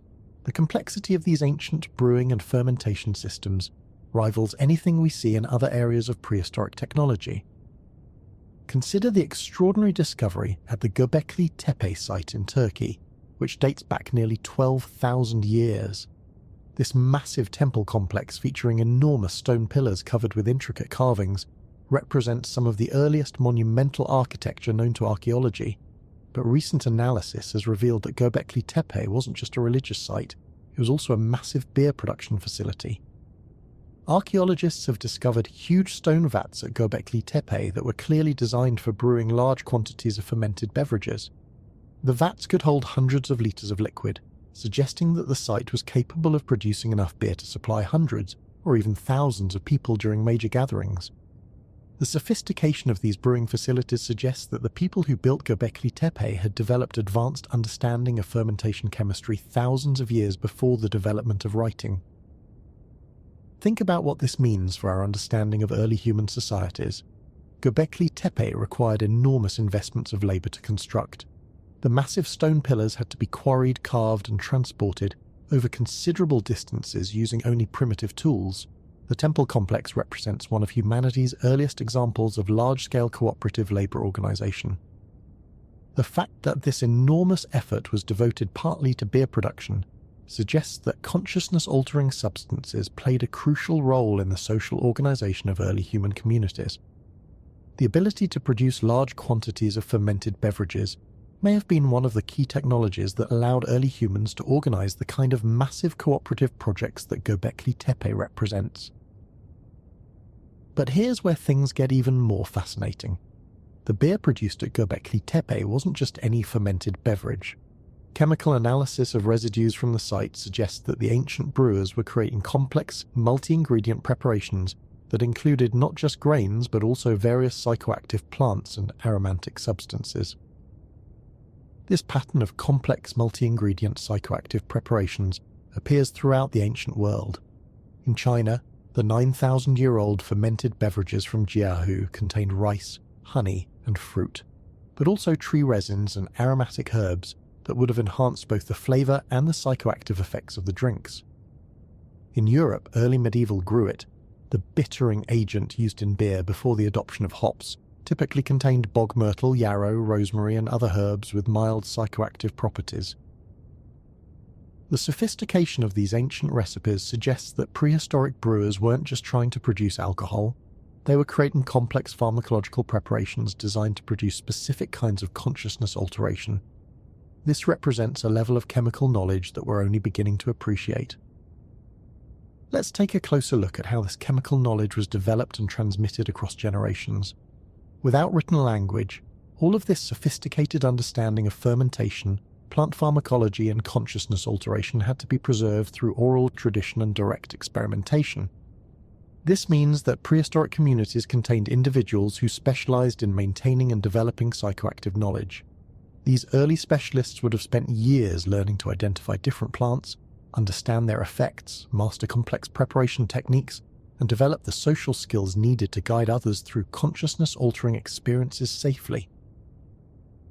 The role of these early psychoactive specialists was probably similar to that of shamans or medicine people in more recent traditional societies. They would have served as bridges between ordinary consciousness and the expanded awareness that psychoactive substances could provide. But they would also have been master chemists, botanists, and psychologists, possessing sophisticated technical knowledge about how to produce and use consciousness-altering substances effectively. The transmission of this knowledge would have required intensive apprenticeship relationships spanning many years. Young specialists would have learned not just the technical aspects of plant preparation and brewing, but also the cultural frameworks for understanding and integrating psychoactive experiences. This knowledge would have been among the most precious and carefully guarded secrets of early human communities. Meanwhile, speaking of knowledge transmission, there's something remarkable about how different psychoactive traditions influenced each other through trade and cultural exchange. The archaeological evidence reveals that consciousness-altering substances were among the earliest and most important trade goods, connecting distant communities and facilitating the spread of both plants and knowledge across vast distances. The opium trade, for example, connected the Eastern Mediterranean with Central Asia and India as early as the Bronze Age. Opium vessels produced in Cyprus have been found throughout the Middle East and beyond, indicating that by 3,000 years ago there was already an international network for distributing this powerful psychoactive substance. Similarly, cannabis appears to have spread from its origins in Central Asia to virtually every corner of the inhabited world through ancient trade networks. Archaeological evidence of cannabis use has been found in sites across Europe, Asia, Africa, and eventually the Americas, suggesting that knowledge of this plant's psychoactive properties spread rapidly wherever human trade networks existed. But the spread of psychoactive substances through trade networks wasn't just about the physical movement of plants or preparations. It was also about the exchange of knowledge, techniques, and cultural practices associated with consciousness alteration. When traders carried opium from Cyprus to Egypt, they weren't just delivering a product. They were also transmitting information about how to use opium effectively, what its effects were, and how it fit into religious and medical practices. This exchange of psychoactive knowledge through trade networks created fascinating cultural syntheses. Egyptian medical practices incorporated elements from Mesopotamian, Greek, and African traditions. Chinese fermentation techniques influenced brewing practices throughout East Asia. Islamic pharmacological knowledge combined Greek, Persian, Indian, and Arabic traditions into new synthetic approaches. The result was a gradual globalization of psychoactive knowledge that connected human communities across vast distances and cultural differences.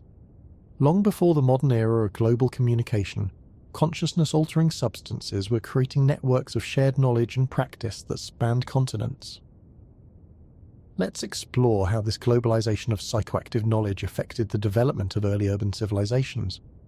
As human communities grew larger and more complex, the social challenges of managing consciousness-altering substances became increasingly sophisticated. Large cities couldn't rely on the informal social controls that worked in small, traditional communities. They needed new institutional approaches to regulating psychoactive use.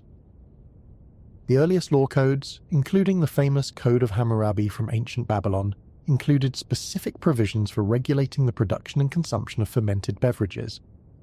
These laws reveal sophisticated understanding of how psychoactive substances could both benefit and threaten urban societies. The Babylonian approach focused on preventing specific social problems rather than prohibiting psychoactive use entirely. Laws addressed issues like fraud in the sale of beer, excessive consumption that led to public disorder, and the inappropriate use of alcohol in religious contexts. The goal was to preserve the benefits of consciousness-altering substances while minimizing their potential for social disruption. This regulatory approach required detailed knowledge of how psychoactive substances affected human behavior under different circumstances. Babylonian lawmakers understood that the same substance could have very different effects depending on the dose, the setting, the user's expectations, and the social context. Their laws reflected this sophisticated understanding by focusing on circumstances and contexts, rather than simply prohibiting or permitting substances. The success of this approach is evident in the longevity of Babylonian civilization. For over 1,000 years, Babylon remained one of the world's major urban centers, successfully managing the complex social challenges that came with large-scale psychoactive substance use. This success was based partly on legal frameworks that recognized both the benefits and the risks of consciousness alteration.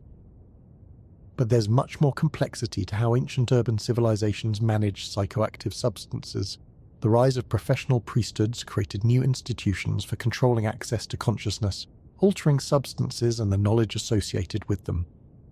In ancient Egypt, for example, the production and use of psychoactive substances was largely controlled by temple complexes that served as centers for religious, medical, and educational activities. Egyptian priests developed extraordinarily sophisticated knowledge of pharmacology, including detailed understanding of how different substances affected consciousness, health, and spiritual experience. The Edwin Smith Papyrus, dating to around 1600 BCE, contains some of the world's earliest medical texts, including descriptions of treatments using opium, cannabis, and other psychoactive plants. But this knowledge wasn't freely available to the general population. It was carefully guarded within priestly institutions that controlled both the production of psychoactive substances and the training of individuals qualified to use them. This institutional control served multiple functions. It ensured that psychoactive substances were used safely by people with appropriate training. It maintained the religious authority of the priesthood by controlling access to powerful spiritual technologies, and it preserved the accumulated knowledge about consciousness alteration by creating stable institutions dedicated to its study and development. The Egyptian approach created one of history's most successful and long-lasting psychoactive traditions.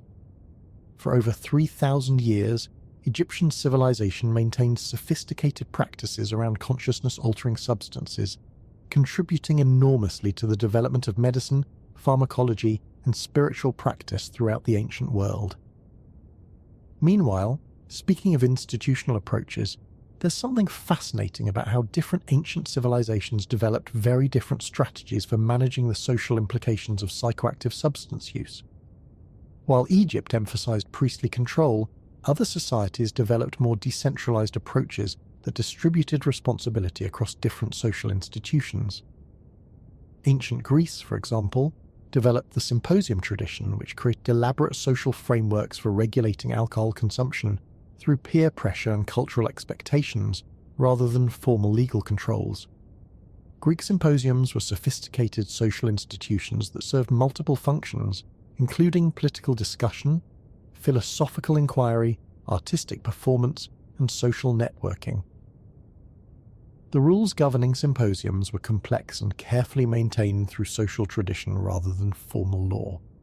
Participants were expected to understand appropriate drinking etiquette, contribute meaningfully to intellectual discussions, and maintain social harmony throughout the evening.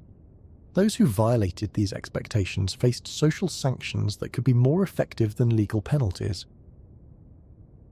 The symposium tradition was remarkably successful at managing the potential problems associated with alcohol consumption, while preserving its social and intellectual benefits.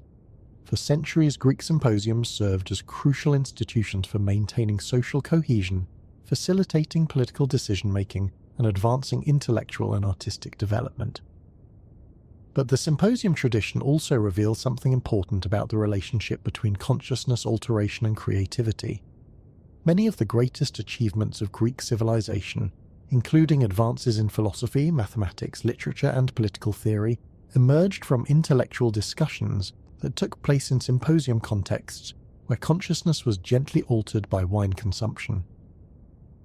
This suggests that moderate consciousness alteration may actually enhance certain kinds of creative and intellectual activity. The relaxation of normal mental constraints that comes with mild psychoactive substance use can sometimes allow people to make creative connections, consider new perspectives, and engage in more open and honest communication. Contemporary research supports this ancient insight. Studies have shown that moderate alcohol consumption can enhance creative problem-solving, reduce social anxiety, and facilitate more open communication in group settings. The key insight from both ancient and modern research is that consciousness alteration can serve positive functions when it occurs within appropriate social frameworks and at appropriate levels of intensity. Let's delve deeper into this relationship between consciousness alteration and creativity. Throughout history, many of humanity's greatest artists, writers, philosophers, and innovators have reported that psychoactive substances played important roles in their creative processes. This isn't just a modern phenomenon, it's a pattern that extends back to the earliest examples of human artistic and intellectual achievement. The ancient Greek Eleusinian mysteries, which may have involved psychoactive substances, attracted some of the most important figures in Greek intellectual life, including Plato, Aristotle, and Cicero. These influential thinkers described their experiences at Eleusis as among the most important and transformative of their lives, suggesting that consciousness alteration may have influenced some of the foundational ideas of Western philosophy.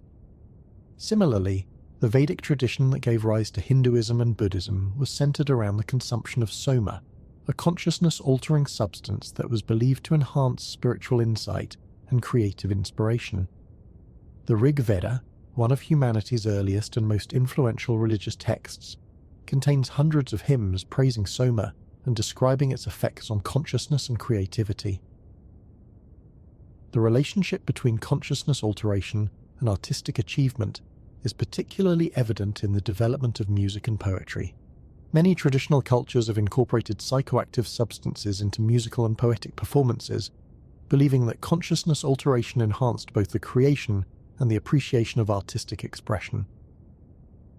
In ancient China, poets and musicians often consumed wine during creative sessions, believing that alcohol helped them access deeper levels of inspiration and emotional expression.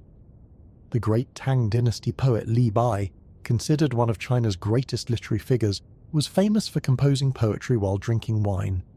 His poems often celebrate the consciousness-altering effects of alcohol and their relationship to artistic creativity. But the relationship between psychoactive substances and creativity isn't straightforward. While moderate consciousness alteration can sometimes enhance creative processes, excessive use can interfere with the focus, discipline, and technical skill required for high-quality artistic work. The most successful creative traditions have typically found ways to harness the creative benefits of consciousness alteration while avoiding its potential drawbacks. This balance was often achieved through ritual and ceremonial frameworks that limited psychoactive use to specific contexts and purposes. Among many Native American tribes, for example, consciousness-altering substances were used during vision quests and other ceremonial occasions specifically designed to enhance spiritual insight and creative inspiration. But these substances weren't used casually or recreationally in ways that might interfere with everyday responsibilities. The ceremonial use of psychoactive substances for creative and spiritual purposes represents one of humanity's most sophisticated approaches to consciousness alteration. These practices recognize that altered states of consciousness can provide access to insights and experiences that aren't available through ordinary awareness, while also acknowledging that these altered states need to be carefully integrated into broader patterns of life and work. Let's explore how these ceremonial approaches to consciousness alteration influenced the development of religious and spiritual traditions throughout human history. The archaeological evidence suggests that virtually every major religious tradition has historical connections to consciousness-altering practices, though these connections are often hidden or minimized in contemporary interpretations. The use of psychoactive substances in religious contexts appears to serve several important functions. First, it provides direct experiential access to altered states of consciousness that are interpreted as contact with divine or spiritual forces. Second, it creates shared experiences that bond communities together around common spiritual insights. Third, it facilitates the kind of ego dissolution and perspective shifting that many traditions consider essential for spiritual growth. But religious use of psychoactive substances has always been controversial, even within the traditions that practice it. There's often tension between those who view consciousness alteration as a legitimate spiritual practice and those who see it as a distraction from more fundamental spiritual work. This tension is beautifully illustrated in the development of Buddhist traditions. Early Buddhist texts suggest that the Buddha himself experimented with various consciousness-altering practices, including extreme fasting that would have produced significant alterations in brain chemistry. However, he ultimately concluded that such practices were unnecessary for achieving enlightenment and might even be counterproductive. As a result, most Buddhist traditions have discouraged the use of psychoactive substances, viewing them as attachments that interfere with the development of genuine spiritual insight. However, some Buddhist schools, particularly those that developed in regions where psychoactive plant use was already established, have incorporated consciousness-altering substances into their practices. The Bon tradition of Tibet, which influenced the development of Tibetan Buddhism, included various consciousness-altering practices that may have involved psychoactive plants. When Buddhism spread to Tibet, it incorporated many Bon elements, creating unique synthetic traditions that combined Buddhist philosophy with indigenous approaches to consciousness exploration. Similarly, some forms of Hindu practice have maintained the use of consciousness-altering substances as legitimate spiritual tools. The consumption of cannabis in certain Hindu traditions, for example, is viewed as a way of honoring Shiva and facilitating spiritual insight.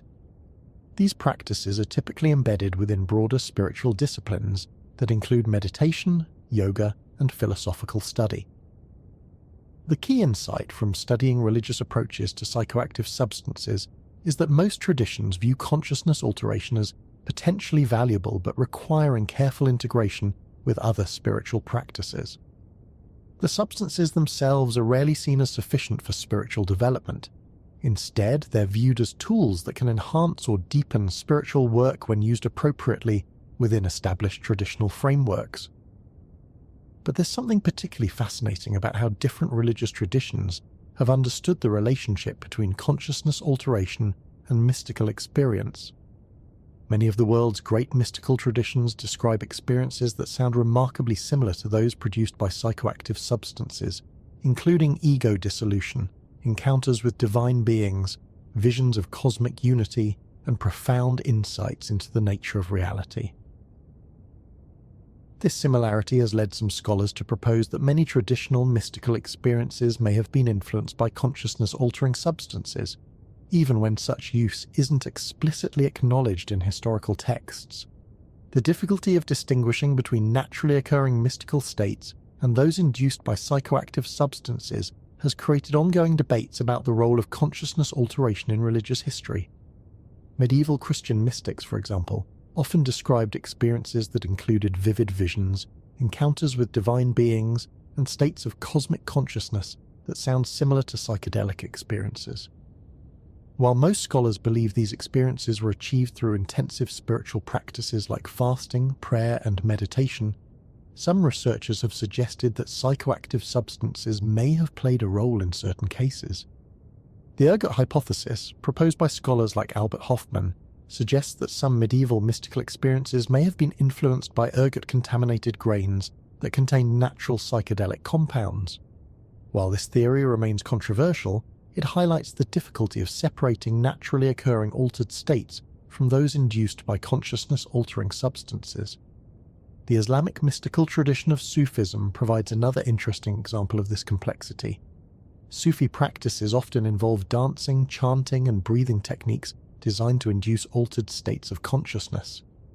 While most Sufi orders discourage the use of psychoactive substances, some traditions have incorporated consciousness-altering plants into their practices. The relationship between Sufism and hashish use, for example, has been documented in various historical contexts, though it remains controversial within Islamic scholarship. Some Sufi poets, including Omar Khayyam, wrote extensively about wine and other consciousness-altering substances, though their references are often interpreted metaphorically rather than literally. The complexity of these historical relationships highlights one of the most challenging aspects of studying the role of psychoactive substances in religious history. Consciousness alteration can be achieved through many different means, including meditation, fasting, dancing, chanting, breathing exercises, and various other spiritual practices. The presence of mystical experiences in religious traditions doesn't necessarily indicate the use of psychoactive substances, but it also doesn't preclude such use. Let's turn our attention to how the development of trade networks and urban civilizations created new opportunities and challenges for psychoactive substance use. As human societies became more complex and interconnected, the production, distribution, and consumption of consciousness-altering substances became increasingly sophisticated enterprises. The ancient spice trade, which connected Asia, Europe, and Africa in complex networks of exchange, was driven partly by demand for psychoactive and medicinal plants.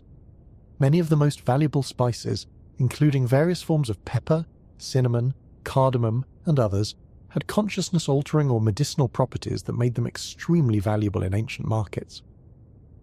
The economic importance of these trades is difficult to overstate. Control over spice routes could make cities and empires enormously wealthy, while disruptions in trade could cause economic crises that affected entire regions. The search for alternative routes to Asian spice markets was one of the driving forces behind European exploration and colonization efforts. But the spice trade wasn't just about economic exchange. It was also about the transmission of knowledge, techniques, and cultural practices related to consciousness alteration. When traders carried spices from India to Rome, they weren't just transporting products. They were also sharing information about how to use these substances, what their effects were, and how they could be incorporated into medical and religious practices. This exchange of knowledge created fascinating cultural syntheses that influenced the development of medicine, cuisine, and religious practice throughout the ancient world. Roman cooking, for example, incorporated numerous spices with mild psychoactive properties, creating cuisine that was both flavorful and mildly consciousness-altering. Similarly, the development of perfume and incense traditions often involved consciousness-altering substances. The burning of frankincense, myrrh, and other aromatic resins during religious ceremonies created mildly psychoactive environments that enhanced spiritual experience. These practices were transmitted throughout the ancient world through trade networks, creating shared approaches to consciousness alteration across different cultures.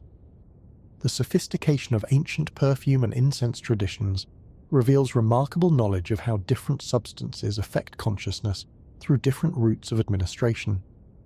While most people think of psychoactive substances as things that are consumed orally, ancient peoples understood that consciousness could also be altered through inhalation, topical application, and even through environmental exposure to aromatic compounds. Egyptian embalming practices, for example, involved the use of numerous consciousness-altering substances that were applied topically or used as aromatic agents during mummification rituals. These practices weren't just about preserving bodies, they were also about creating appropriate psychological and spiritual environments for death and transition rituals. The complexity of these ancient practices reveals sophisticated understanding of how consciousness alteration could serve multiple functions simultaneously.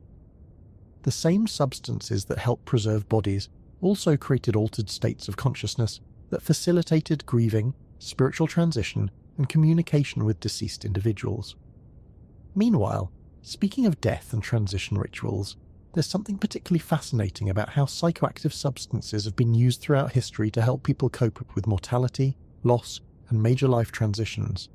This application represents one of the most consistent and universal uses of consciousness, altering substances across different cultures and time periods. Archaeological evidence from burial sites throughout the world reveals that psychoactive substances were commonly used in funeral and memorial contexts. The 13,000-year-old Natufian site at Rakafet Cave, where the world's earliest known beer was produced, was also a burial site where the dead were laid to rest on beds of flowers. This association between consciousness alteration and death rituals appears repeatedly throughout human history. The use of psychoactive substances in death rituals serves several important psychological and social functions. First, it helps mourners cope with the intense emotions associated with loss by providing temporary relief from psychological pain. Second, it facilitates the kind of ego dissolution and perspective shifting that can help people accept mortality and find meaning in loss. Third, it creates shared experiences that bond communities together during difficult transitions. The ancient Egyptian practice of using consciousness-altering substances during mummification and funeral rituals illustrates these functions beautifully. The process of mummification involved not just the technical preservation of bodies, but also elaborate rituals designed to facilitate the deceased person's transition to the afterlife and help the living community process their loss. These rituals typically involved the use of various psychoactive substances, including opium for pain relief, wine for social bonding, and aromatic resins that created mildly altered states of consciousness. The combination of these substances with ritual activities like chanting, dancing, and storytelling created powerful therapeutic experiences that help people cope with death and loss. But the use of consciousness-altering substances in death rituals wasn't limited to ancient civilizations. Many traditional cultures have maintained these practices into the contemporary period, though they are often hidden or misunderstood by outside observers. Irish wake traditions, for example, historically involved the consumption of significant quantities of alcohol during multi-day festivities that combined mourning with celebration. These gatherings served important social functions, bringing communities together to support bereaved families, share memories of deceased individuals, and reaffirm social bonds during times of crisis. Similarly, many Latin American cultures have traditions of celebrating the Day of the Dead with festivities that often involve alcohol consumption and sometimes other consciousness-altering substances. These celebrations aren't about escaping from the reality of death. They are about integrating death into community life and finding ways to maintain connections with deceased community members. The consistency of these traditions across different cultures and time periods suggests that consciousness alteration may play important roles in helping humans cope with mortality and loss. The altered perspectives that psychoactive substances can provide may be particularly valuable during times when ordinary consciousness feels inadequate for processing difficult experiences. Let's explore how this therapeutic application of consciousness alteration evolved into more sophisticated medical and healing traditions. Throughout history, many cultures have recognized that psychoactive substances can serve important healing functions beyond their role in ritual and ceremonial contexts. The development of traditional medicine systems in China, India, Greece, and other ancient civilizations often incorporated consciousness-altering substances as important therapeutic tools. These systems recognized that psychological and spiritual factors played crucial roles in health and healing, and that consciousness alteration could sometimes facilitate recovery from various physical and mental ailments. Traditional Chinese medicine, for example, has always included alcohol as an important medicinal substance. Chinese medical texts describe detailed protocols for using wine and other fermented beverages to treat various conditions, including pain, anxiety, digestive problems, and circulation issues. The Chinese understanding was that alcohol could help balance the body's energy systems and facilitate the flow of qi throughout the body. But Chinese medicine didn't just use alcohol as a simple pain reliever or sedative. Chinese physicians developed sophisticated theories about how consciousness alteration affected different organ systems and how it could be used strategically to treat specific imbalances. They also understood that the therapeutic effects of alcohol depended heavily on the individual constitution of the patient, the specific preparation method, and the broader treatment context. This individualized approach to psychoactive medicine represents one of the most sophisticated therapeutic frameworks ever developed for consciousness-altering substances. Rather than viewing these substances as having universal effects, Chinese medicine recognized that their therapeutic value depended on complex interactions between the substance, the individual, and the treatment environment. Similarly, Ayurvedic medicine in India developed elaborate theories about how different consciousness-altering substances affected the body's constitutional types and energy systems. Ayurvedic texts describe detailed protocols for using cannabis, opium, and various fermented preparations to treat specific conditions in specific types of individuals. The Ayurvedic approach emphasized the importance of proper preparation, appropriate dosage, and careful attention to individual constitution and current health status.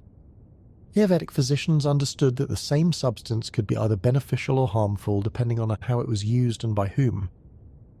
These traditional medical systems represent thousands of years of accumulated knowledge about how consciousness-altering substances affect human health and healing.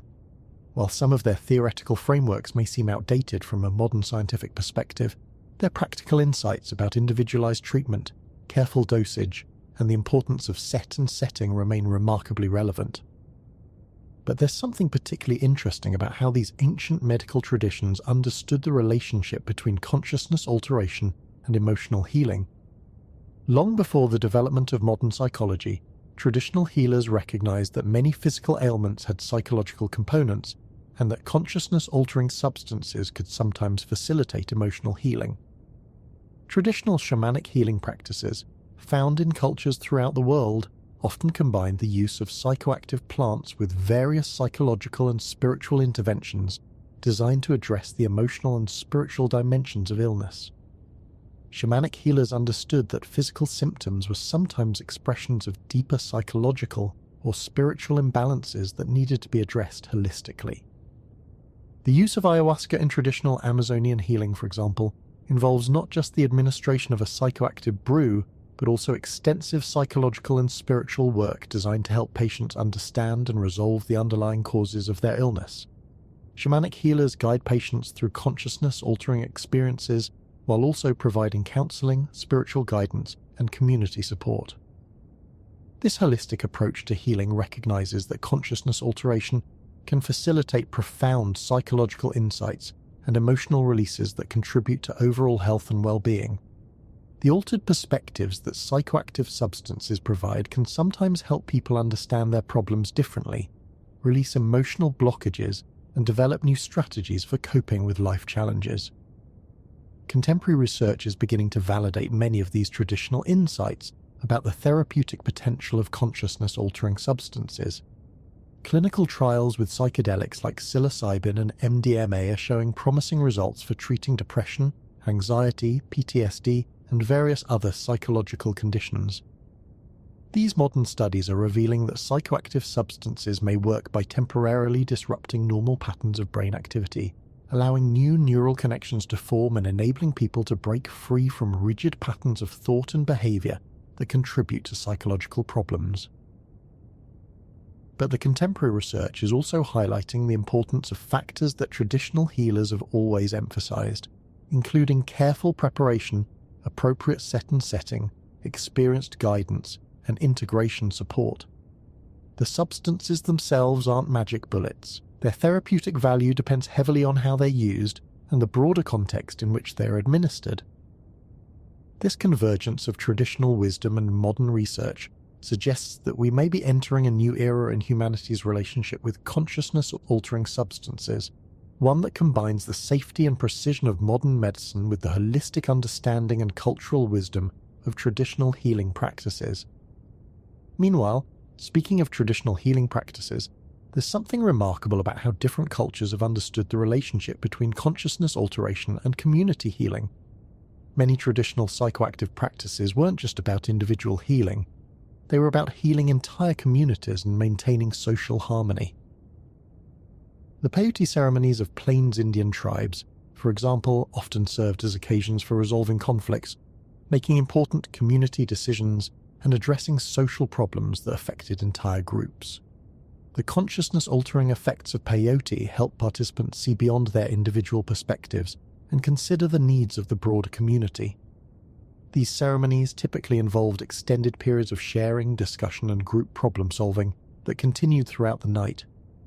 The psychoactive effects of peyote facilitated more open and honest communication, reduced defensiveness and ego involvement, and helped participants find creative solutions to community challenges. Similar patterns can be found in ayahuasca traditions from the Amazon, where ceremonies often serve community healing functions beyond individual therapeutic work. Participants may use these gatherings to address family conflicts, resolve community disputes, and strengthen social bonds that are essential for community survival. The use of consciousness-altering substances for community healing represents one of the most sophisticated applications of these tools found anywhere in human culture. These practices recognize that individual well-being is intimately connected to community health, and that consciousness alteration can facilitate the kind of perspective shifting and ego reduction necessary for effective group problem-solving. But there's something important to understand about how these community healing traditions actually functioned in practice. They weren't simply free for all sessions where people consumed psychoactive substances and hoped for the best. Instead, they were highly structured practices governed by complex protocols, experienced leadership, and carefully maintained cultural frameworks.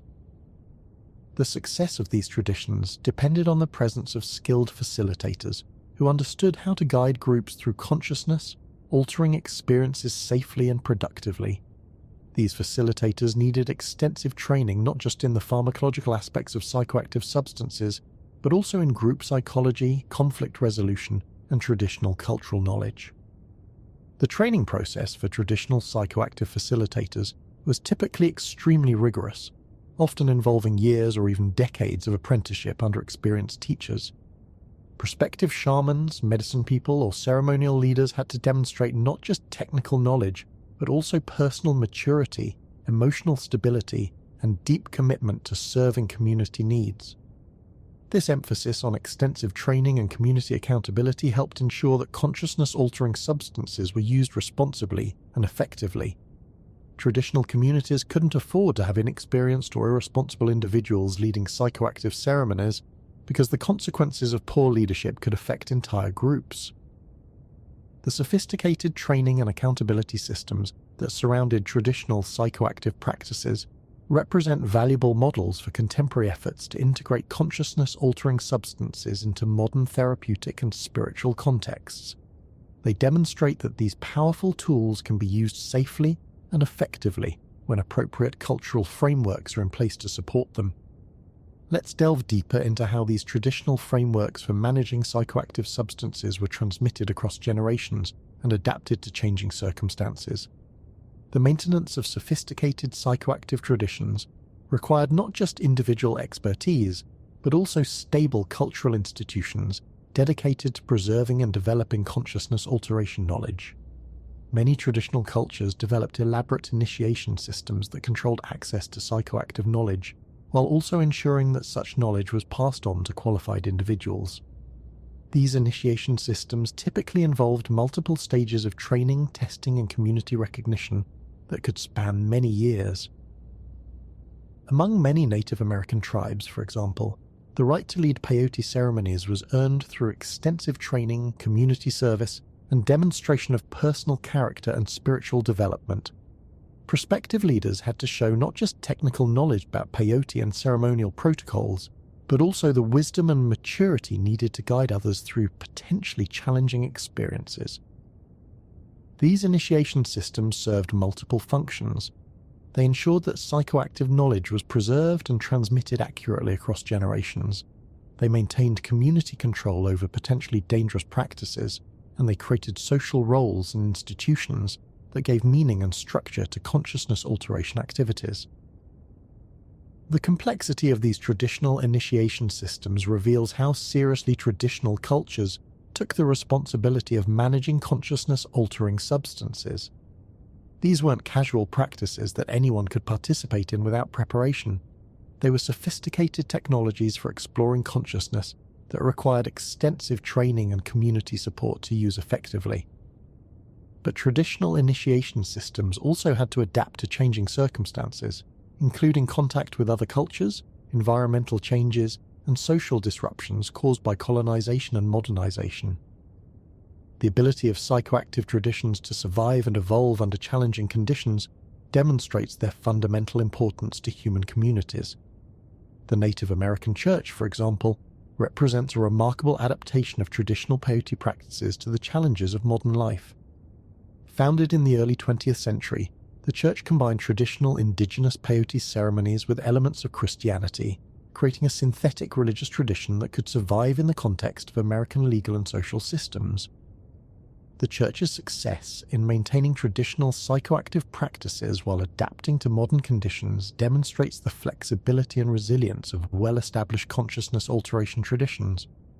By incorporating Christian elements and organizing as a legally recognized religious institution, the Native American Church was able to protect traditional peyote use from government interference while also making these practices accessible to indigenous peoples living in modern urban environments. Similar adaptations have occurred in other contexts, where traditional psychoactive practices have encountered modern conditions. The Santo Daime and União do Vegetal churches in Brazil, for example, have developed synthetic religious traditions that combine traditional ayahuasca practices with elements of Christianity and other spiritual traditions. These modern adaptations represent important experiments in how traditional psychoactive knowledge can be integrated into contemporary cultural contexts. They demonstrate that consciousness alteration traditions can evolve and adapt while still maintaining their essential functions and values. But the adaptation of traditional psychoactive practices to modern conditions also raises important questions about authenticity, cultural appropriation, and the preservation of indigenous knowledge. When traditional practices are modified to fit modern contexts, how much change is acceptable before they lose their essential character? This question is particularly relevant as interest in traditional psychoactive practices spreads beyond the communities where they originated. The growing popularity of ayahuasca, peyote, and other traditional consciousness-altering substances among non-indigenous populations has created both opportunities and challenges for preserving traditional knowledge. On one hand, increased interest in traditional psychoactive practices can help preserve knowledge that might otherwise be lost as traditional communities face pressures from modernization and cultural assimilation. When people from dominant cultures develop respect for indigenous psychoactive traditions, it can provide political and economic support for preserving these practices.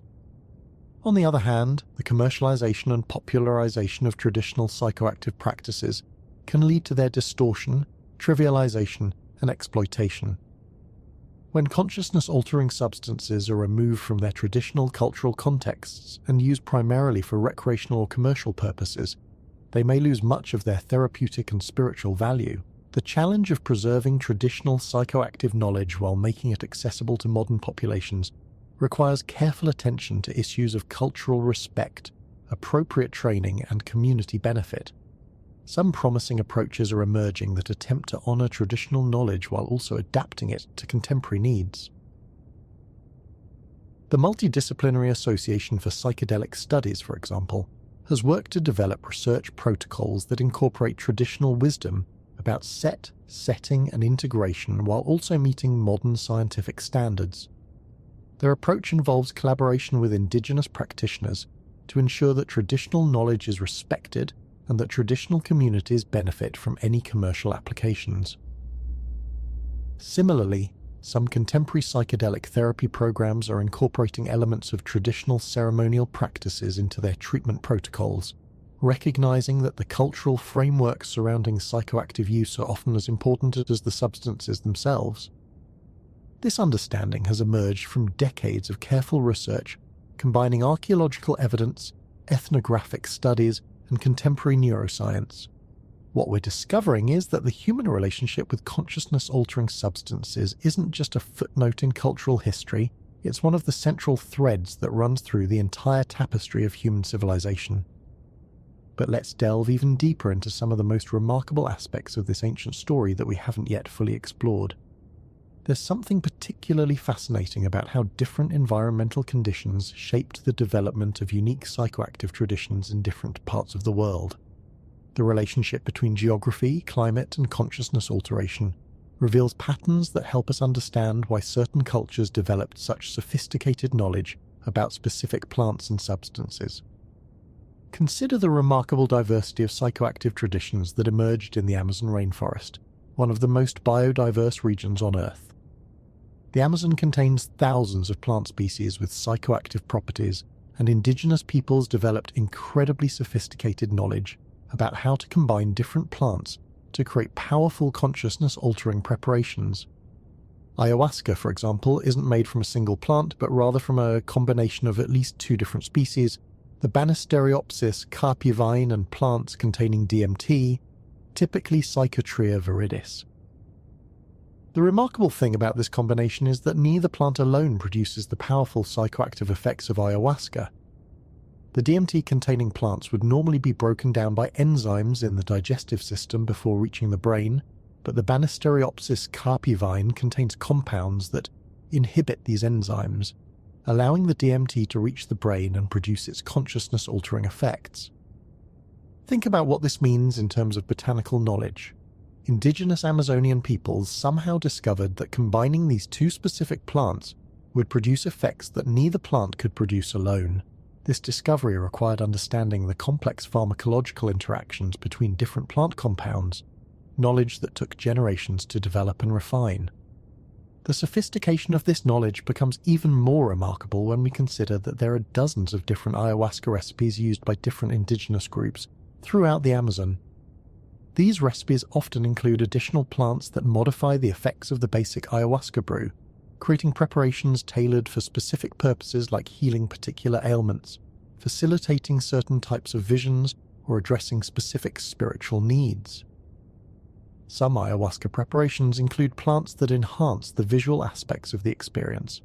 Others include plants that provide additional healing properties, and still others include plants that help protect participants from negative spiritual influences. This represents a level of pharmacological sophistication that rivals anything developed by modern pharmaceutical science. But the Amazon represents just one example of how environmental conditions shaped the development of psychoactive traditions. In the high Andes Mountains, indigenous peoples developed profound relationships with mescaline-containing cacti that thrive in harsh, arid environments where few other plants can survive. The San Pedro cactus, which grows at elevations up to 12,000 feet in some of the world's most challenging environments, became central to healing and spiritual traditions throughout the Andean region. The fact that these cacti can survive and thrive in such extreme conditions may have contributed to their spiritual significance, as they came to represent resilience, endurance, and the ability to find life and healing even in the most difficult circumstances. Archaeological evidence suggests that Andean peoples have been using San Pedro cactus for at least 8,000 years, developing sophisticated cultivation and preparation techniques that maximize the plant's psychoactive and medicinal properties. Traditional San Pedro ceremonies often lasted 12 hours or more, providing opportunities for intensive healing work that addressed physical, emotional, and spiritual dimensions of illness. The high-altitude environment where these ceremonies took place may have enhanced their effects. The reduced oxygen levels at high elevations can produce mild alterations in consciousness even without psychoactive substances, and the combination of altitude effects with mescaline may have created particularly powerful experiences. Meanwhile, in the desert regions of North America, indigenous peoples developed equally sophisticated relationships with peyote, a small cactus that grows in some of the harshest environments on the continent. Peyote's ability to survive in extreme heat, drought, and poor soil conditions made it a symbol of spiritual endurance and connection to the sacred powers of the natural world. The traditional peyote ceremonies of Plains Indian tribes often emphasize themes of endurance, vision-seeking, and connection to the sacred powers of the natural world. Participants would typically fast for days before ceremonies, and the ceremonies themselves often lasted throughout the night, creating intense experiences that tested physical and spiritual endurance while providing opportunities for profound visions and spiritual insights.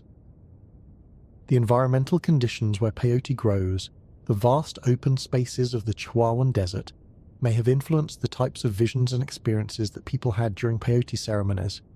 Many traditional accounts describe expansive visions of cosmic unity, encounters with spiritual beings associated with the natural world, and insights about humanity's place within the broader web of life. But let's explore how these environmental influences on psychoactive traditions extended beyond the Americas to other regions of the world. In the Mediterranean region, the development of wine culture was intimately connected to the specific climatic conditions that allowed grapes to thrive and ferment naturally. The Mediterranean climate, with its warm, dry summers and mild, wet winters, created ideal conditions for grape cultivation and natural fermentation. Grapes grown in this climate develop high sugar concentrations that ferment readily into alcohol, and the wild yeasts present in Mediterranean environments are particularly well suited for wine production. The development of Mediterranean wine culture wasn't just about producing alcoholic beverages, it was about creating cultural frameworks that integrated consciousness alteration into the rhythms of agricultural life, social celebration, and religious observance. The grape harvest became a time of community celebration that often involved the ritual consumption of new wine, creating shared experiences that reinforce social bonds and cultural identity. The specific characteristics of Mediterranean wine, including its relatively moderate alcohol content and complex flavor profiles, influenced the development of sophisticated cultural practices around its consumption. The Greek symposium tradition, for example, emerged partly from the recognition that wine could enhance intellectual discussion and social bonding when consumed in appropriate quantities and contexts. Similarly, in Northern Europe, the harsh climate and shorter growing seasons led to the development of beer and mead traditions that were adapted to different environmental conditions. Grains like barley and rye could survive in colder climates where grapes wouldn't grow, and honey was available throughout much of northern Europe through wild bee colonies. The development of northern European brewing traditions created different types of consciousness-altering experiences than those associated with wine cultures. Beer and mead typically had lower alcohol concentrations than wine, but were often consumed in larger quantities during seasonal festivals and community gatherings. The seasonal nature of northern European agriculture, with its sharp contrast between productive summers and dormant winters, influenced the development of festival traditions that use consciousness-altering substances to mark important transitions in the agricultural calendar. Harvest festivals, winter solstice celebrations, and spring planting ceremonies often involve the communal consumption of fermented beverages that help communities cope with the psychological challenges of seasonal change. Let's take a closer look at how these seasonal and agricultural influences shaped the development of psychoactive traditions in different parts of the world. The timing of when different consciousness-altering substances became available throughout the year often determined how they were integrated into cultural and religious practices. In many traditional cultures, the production and consumption of fermented beverages was closely tied to agricultural cycles. Grape harvest festivals in wine-producing regions, grain harvest celebrations in beer-producing areas, and honey collection ceremonies in mead-producing cultures all became occasions for community-wide consumption of consciousness-altering substances. These seasonal celebrations served multiple important functions beyond simple recreation. They provided opportunities for communities to come together after periods of intensive agricultural work, creating shared experiences that reinforce social bonds and cultural identity. They also served as occasions for important community decision-making, conflict resolution, and the transmission of cultural knowledge. The consciousness-altering effects of fermented beverages often enhanced these community functions by reducing social inhibitions, facilitating more open communication, and creating shared altered states that bonded participants together. The timing of these celebrations during harvest seasons meant that communities had surplus food and leisure time available for extended festivities. But seasonal patterns of psychoactive substance use weren't limited to agricultural societies. Hunter-gatherer groups also developed sophisticated understanding of when different consciousness-altering plants were most potent and when their use was most appropriate. Many psychoactive plants have seasonal variations in their potency, with the highest concentrations of active compounds occurring at specific times of year. Traditional peoples developed detailed knowledge of these seasonal patterns, timing their use of consciousness-altering substances to coincide with peak potency periods. The seasonal availability of different psychoactive plants also influenced the development of complex ceremonial calendars that integrated consciousness alteration with other important cultural activities. Vision quest ceremonies among Plains Indian tribes, for example, were often timed to coincide with the flowering seasons of important psychoactive plants. Speaking of vision quests, there's something particularly fascinating about how these intensive consciousness alteration practices served as rites of passage that marked important transitions in individual and community life. Vision quests and similar practices combine the use of consciousness-altering substances with other techniques like fasting, isolation, and exposure to natural elements to create powerful, transformative experiences. The Vision Quest tradition represents one of the most sophisticated approaches to consciousness alteration found anywhere in human culture. These practices recognized that consciousness-altering substances could be most effective when combined with other techniques that enhance their transformative potential. Traditional vision quests typically involved extensive preparation periods that could last weeks or months. Participants would receive instruction from experienced guides, engage in purification practices, and gradually build up their physical and mental endurance for the intensive experience ahead. The vision quest itself often involved several days of fasting, isolation in natural settings, and the consumption of consciousness-altering substances under the guidance of experienced mentors. The combination of fasting, environmental exposure, and psychoactive substances created particularly intense altered states that were interpreted as opportunities for direct communication with spiritual forces. The integration phase of vision quests was equally important. Participants would return to their communities and work with elders, to interpret their experiences and understand how their visions could guide their future roles within the community. The insights gained during vision quests often determined career paths, marriage decisions, and other major life choices. But vision quests represent just one example of how traditional cultures developed sophisticated frameworks for using consciousness-altering substances to facilitate important life transitions. Many cultures developed similar practices for marking birth, puberty, marriage, parenthood, elderhood, and death with consciousness-altering ceremonies. The use of psychoactive substances during life transition ceremonies served several important functions. First, it helped individuals cope with the psychological challenges associated with major life changes by providing access to altered perspectives and emotional states that could facilitate adaptation and growth. Second, it created shared experiences that bonded individuals to their communities during times of transition, ensuring that major life changes were experienced within supportive social contexts rather than in isolation.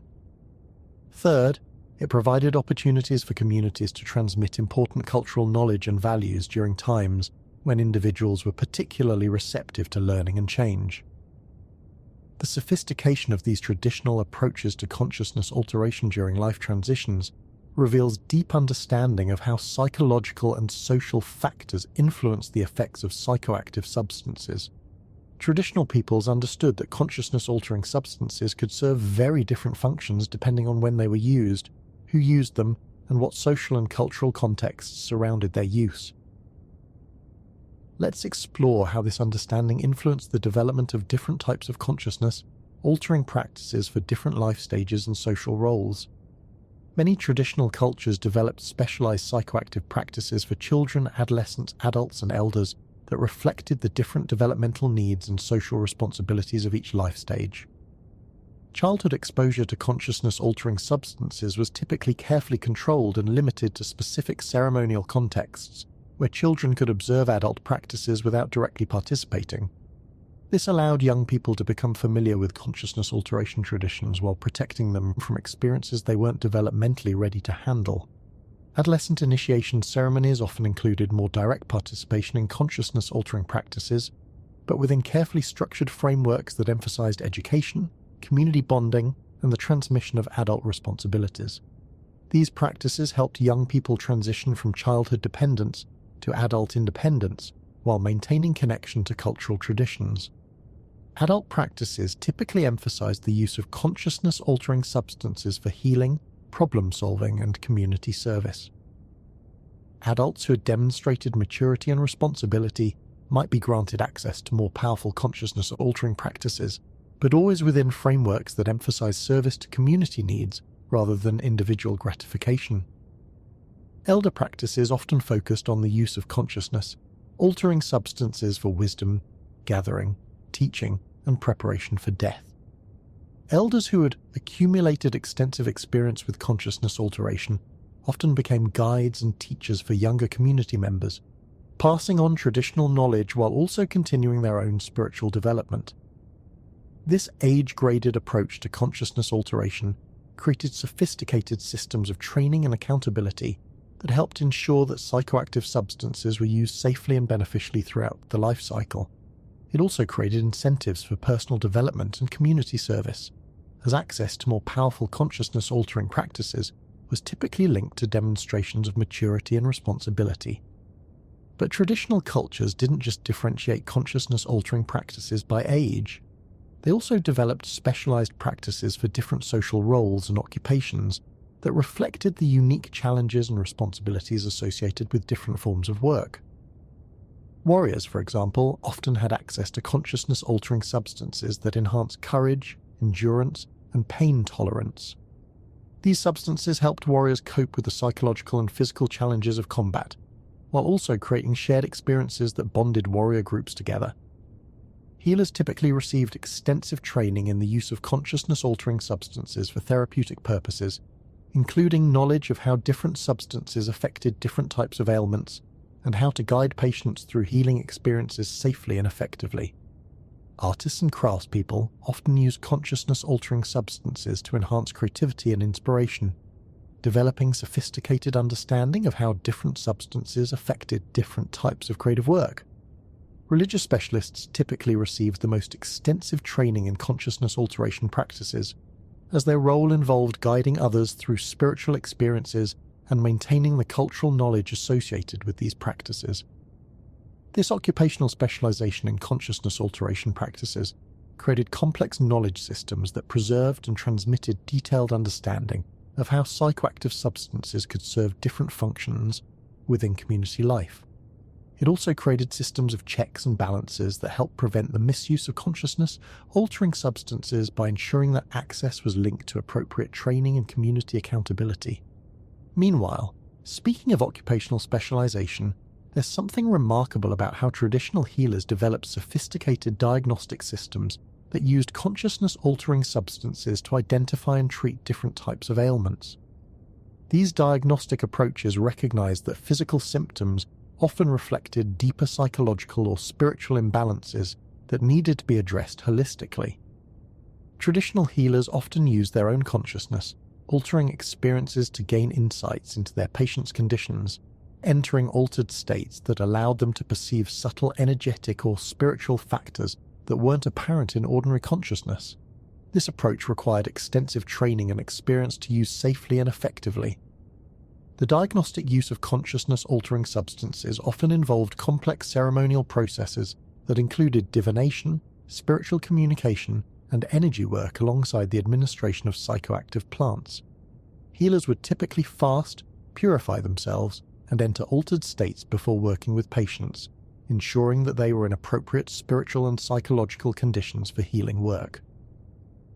The treatment protocols that emerged from these diagnostic processes were often highly individualized, taking into account not just the patient's physical symptoms, but also their psychological state, social relationships, spiritual condition, and life circumstances. This holistic approach recognized that healing often required addressing multiple dimensions of human experience simultaneously.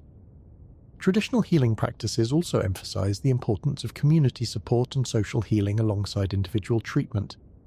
Patients were typically embedded within extended healing processes that involved family members, community leaders, and other support networks in addition to the primary healer. This community-based approach to healing recognized that individual ailments often reflected broader social and environmental imbalances that needed to be addressed collectively. Consciousness-altering substances were used not just to treat individual patients, but also to facilitate community healing processes that addressed the root causes of illness. But let's delve deeper into how these traditional healing approaches understood the relationship between consciousness alteration and different types of physical and psychological ailments. Traditional healers developed sophisticated theories about how consciousness alteration could affect different organ systems, energy centers, and psychological processes. Many traditional medical systems recognized that consciousness-altering substances could serve as bridges between mind and body, facilitating healing processes that addressed both psychological and physical dimensions of illness simultaneously. This understanding was based on thousands of years of careful observation and experimentation with different consciousness-altering substances. Traditional Chinese medicine, for example, developed detailed theories about how alcohol and other consciousness-altering substances affected the flow of qi throughout the body's energy meridians. Chinese physicians understood that consciousness alteration could help restore balance to disrupted energy systems, but they also recognized that inappropriate use could create additional imbalances. The Chinese approach emphasized the importance of matching specific consciousness-altering substances to individual constitutional types and current health conditions. A substance that might be beneficial for one person could be harmful for another, depending on their unique energetic configuration and current state of balance. Similarly, Ayurvedic medicine in India developed elaborate theories about how consciousness-altering substances affected the body's three constitutional types, or doshas. Ayurvedic physicians understood that different substances would have different effects on vata, pitta, and kapha constitutions, and they developed detailed protocols for using consciousness-altering substances therapeutically based on these constitutional differences. The Ayurvedic approach also emphasized the importance of proper timing, preparation, and integration in therapeutic uses of consciousness-altering substances. Treatment protocols often included extensive preparation periods involving dietary modifications, lifestyle changes, and spiritual practices designed to optimize the therapeutic effects of consciousness-altering interventions. These traditional medical approaches represent sophisticated understanding of how consciousness alteration can serve therapeutic functions when used within appropriate frameworks. They demonstrate that psychoactive substances can be powerful healing tools when their use is guided by deep knowledge of individual constitution, careful attention to preparation and integration, and understanding of how consciousness alteration affects different aspects of human health and development. Contemporary research is beginning to validate many of these traditional insights, while also revealing new understanding of the neurobiological mechanisms underlying consciousness alteration and healing. Modern studies of psychedelic therapy are showing that consciousness-altering substances can indeed facilitate healing processes that address psychological and physical dimensions of illness simultaneously. Research on how psychedelics affect the brain's default mode network, for example, is revealing that consciousness alteration can help break up rigid patterns of neural activity that contribute to depression, anxiety, addiction, and other psychological conditions. This neurobiological understanding provides scientific validation for traditional insights about how consciousness alteration can facilitate profound healing and transformation. But contemporary research is also highlighting the importance of factors that traditional healers have always emphasized, including the crucial role of set and setting, the importance of experienced guidance, and the need for careful preparation and integration work. Modern clinical trials consistently show that the therapeutic effects of consciousness-altering substances depend heavily on these contextual factors rather than just the pharmacological effects of the substances themselves. This convergence of traditional wisdom and contemporary science is creating unprecedented opportunities for developing safe and effective therapeutic applications of consciousness-altering substances. Modern psychedelic therapy programs are increasingly incorporating insights from traditional healing practices while also applying rigorous scientific methodology to understand and optimize therapeutic outcomes. But the integration of traditional and contemporary approaches to consciousness alteration also raises important questions about how to preserve the cultural integrity of traditional practices while adapting them to modern therapeutic contexts. Traditional healing practices were typically embedded within complex cultural frameworks that gave meaning and context to consciousness-altering experiences. When consciousness-altering substances are removed from these traditional cultural contexts and used within modern medical frameworks, they may lose some of their healing potential. The challenge for contemporary psychedelic therapy is how to preserve the essential elements of traditional practices while adapting them to modern institutional requirements and cultural expectations. Some promising approaches are emerging that attempt to bridge traditional and contemporary frameworks by incorporating elements of traditional ceremonial practices into modern therapeutic protocols. These approaches recognize that the ritual and ceremonial aspects of traditional practices may be essential for maximizing therapeutic outcomes. Other approaches focus on training contemporary therapists in traditional healing methods, creating hybrid practices that combine modern psychological techniques with traditional approaches to consciousness alteration. These approaches recognize that effective psychedelic therapy may require skills and knowledge that aren't part of conventional therapeutic training. The challenge of integrating traditional and contemporary approaches to consciousness alteration reflects broader questions about how modern societies can learn from traditional cultures while also addressing contemporary needs and constraints.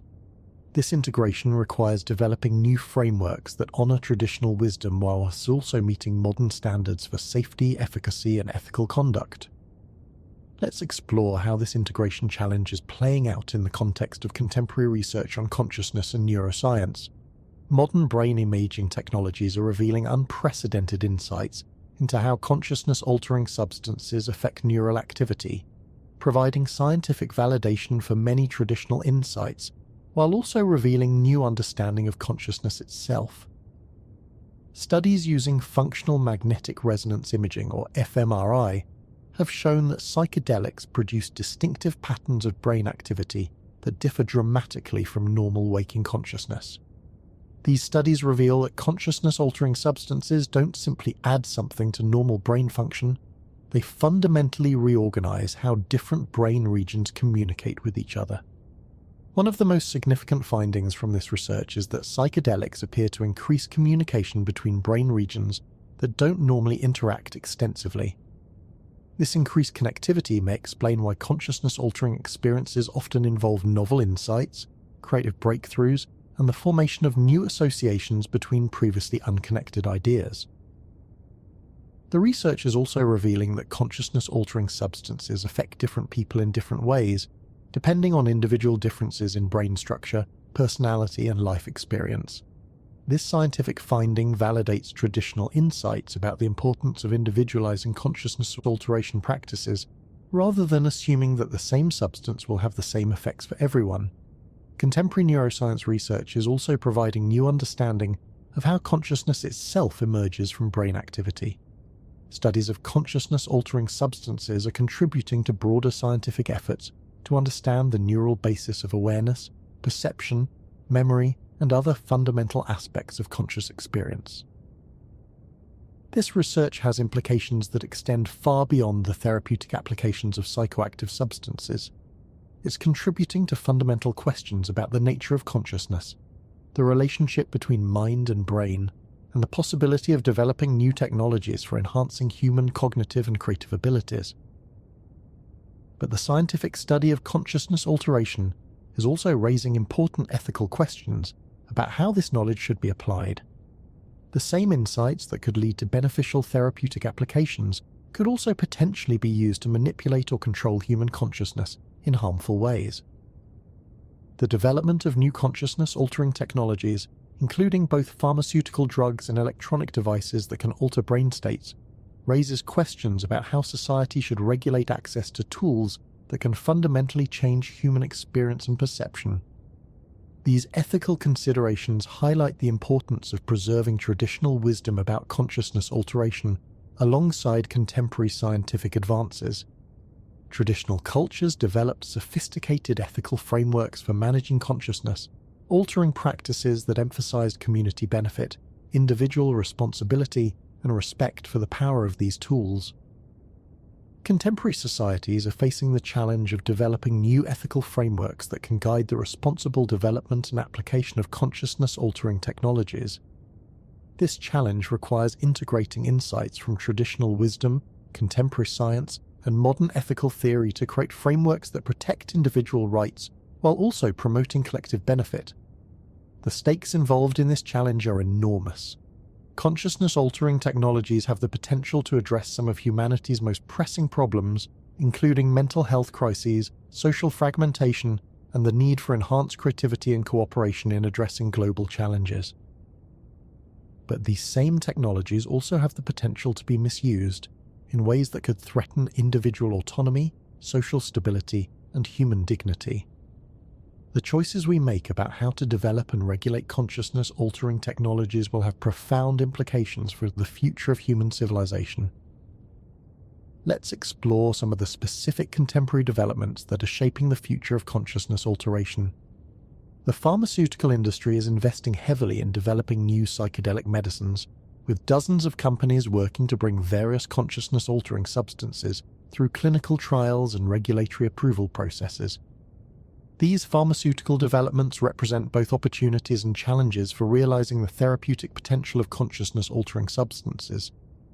On one hand, pharmaceutical development provides rigorous testing, quality control, and regulatory oversight that can help ensure safety and efficacy. On the other hand, pharmaceutical approaches may strip away many of the cultural and spiritual elements that make traditional consciousness alteration practices so effective. The challenge for pharmaceutical psychedelic development is how to preserve the essential therapeutic elements of consciousness, altering experiences while meeting the requirements of modern drug development and healthcare delivery systems. This challenge is leading to innovative approaches that combine pharmaceutical precision with insights from traditional practices. Some pharmaceutical companies are developing psychedelic medicines that include not just the active compounds, but also comprehensive treatment protocols that incorporate preparation, integration, and ongoing support.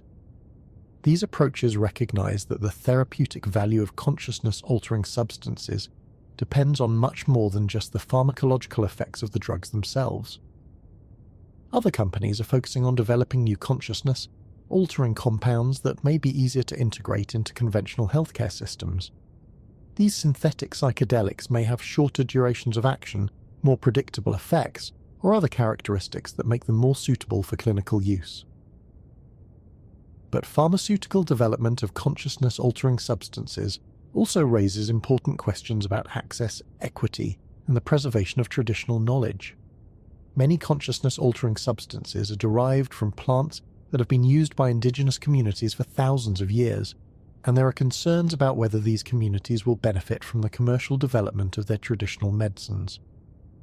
Some promising approaches are emerging that attempt to address these concerns through benefit-sharing agreements, conservation programs, and collaborative research partnerships.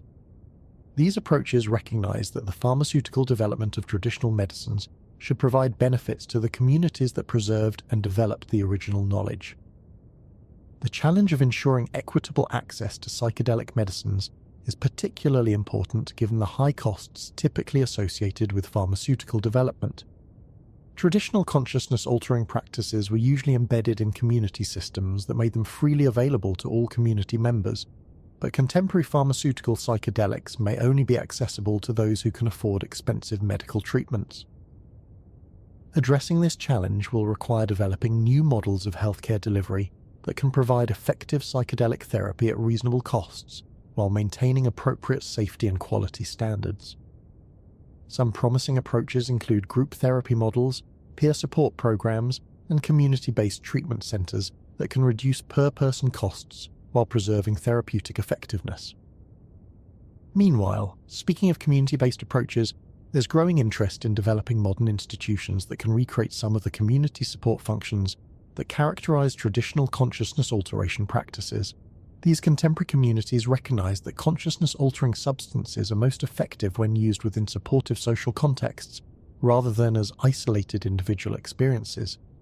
Psychedelic societies, integration circles, and consciousness exploration communities are emerging in many parts of the world, providing educational resources, peer support, and community connections for people interested in exploring consciousness alteration safely and meaningfully. These contemporary communities are experimenting with various approaches to creating supportive frameworks for consciousness exploration. Some emphasize educational approaches that provide information about safe use practices, others focus on peer support and harm reduction, and still others attempt to recreate ceremonial or spiritual frameworks for consciousness alteration. The diversity of these contemporary approaches reflects the challenge of adapting traditional consciousness alteration practices to modern social contexts that often lack the stable communities, shared belief systems, and cultural continuity that made traditional practices so effective. But some contemporary communities are developing innovative approaches that combine elements from different traditional practices while adapting them to modern cultural contexts. These synthetic approaches recognize that contemporary consciousness exploration communities are often more diverse and multicultural than traditional societies, requiring new frameworks that can honor multiple cultural traditions while creating coherent contemporary practices. The development of contemporary consciousness exploration communities represents an important experiment in how modern societies can create supportive frameworks for consciousness alteration.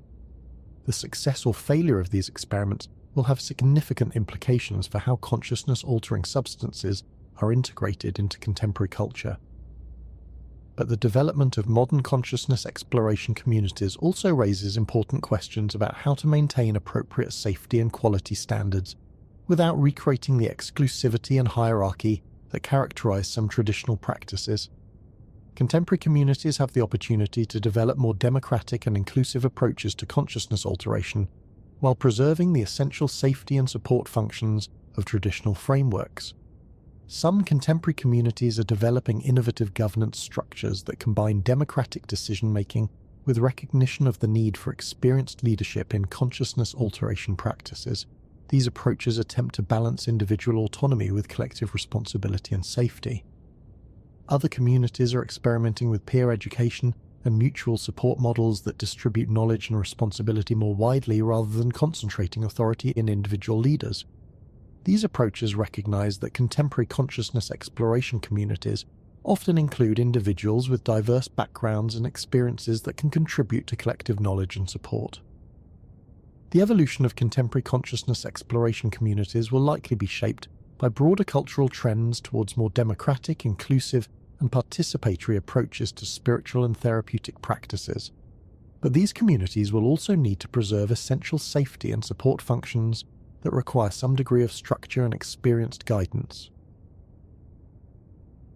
Let's explore how these contemporary developments in consciousness exploration are being influenced by broader technological and cultural changes that are reshaping modern society. The digital age is creating new opportunities and challenges for consciousness exploration communities, including both new tools for communication and education and new risks related to misinformation and commercialization. Online communities and digital platforms are making it easier for people interested in consciousness exploration to connect with each other, share information, and organize events and activities. These digital tools are particularly valuable for people living in areas where local consciousness exploration communities don't exist, or where legal restrictions make it difficult to organize in-person gatherings. But digital platforms also create new risks related to the spread of inaccurate or dangerous information about consciousness-altering substances. Without the quality control mechanisms that existed in traditional societies, online communities can sometimes propagate harmful practices or unrealistic expectations about consciousness alteration. The challenge for contemporary consciousness exploration communities is how to harness the benefits of digital technology while maintaining appropriate safety and quality standards. Some communities are developing innovative approaches that combine online education and community building with in-person gatherings and experience mentorship. Other technological developments are also influencing the evolution of consciousness exploration. Virtual reality technologies, for example, are being used to create immersive environments that can enhance or simulate consciousness-altering experiences. These technologies may eventually provide new tools for therapeutic and spiritual applications of consciousness alteration.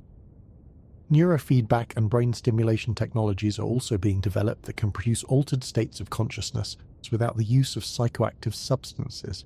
These technologies may provide alternative approaches to consciousness exploration that avoid some of the legal and safety concerns associated with psychoactive substances.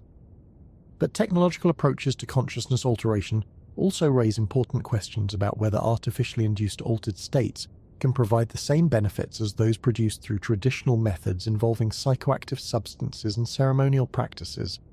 The relationship between technology and consciousness is likely to be an important area of exploration in coming decades.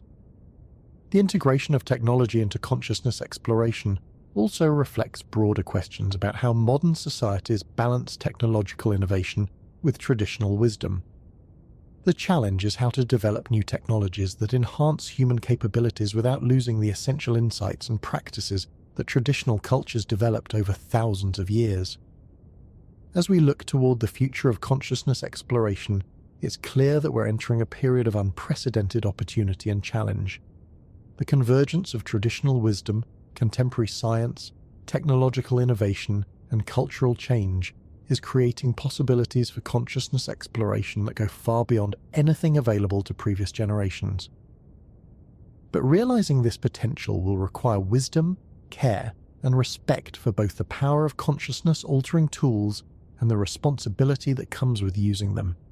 The deep history of human consciousness exploration provides valuable guidance for navigating these challenges, but it also reminds us that each generation must find its own way of integrating these powerful tools into the fabric of human life.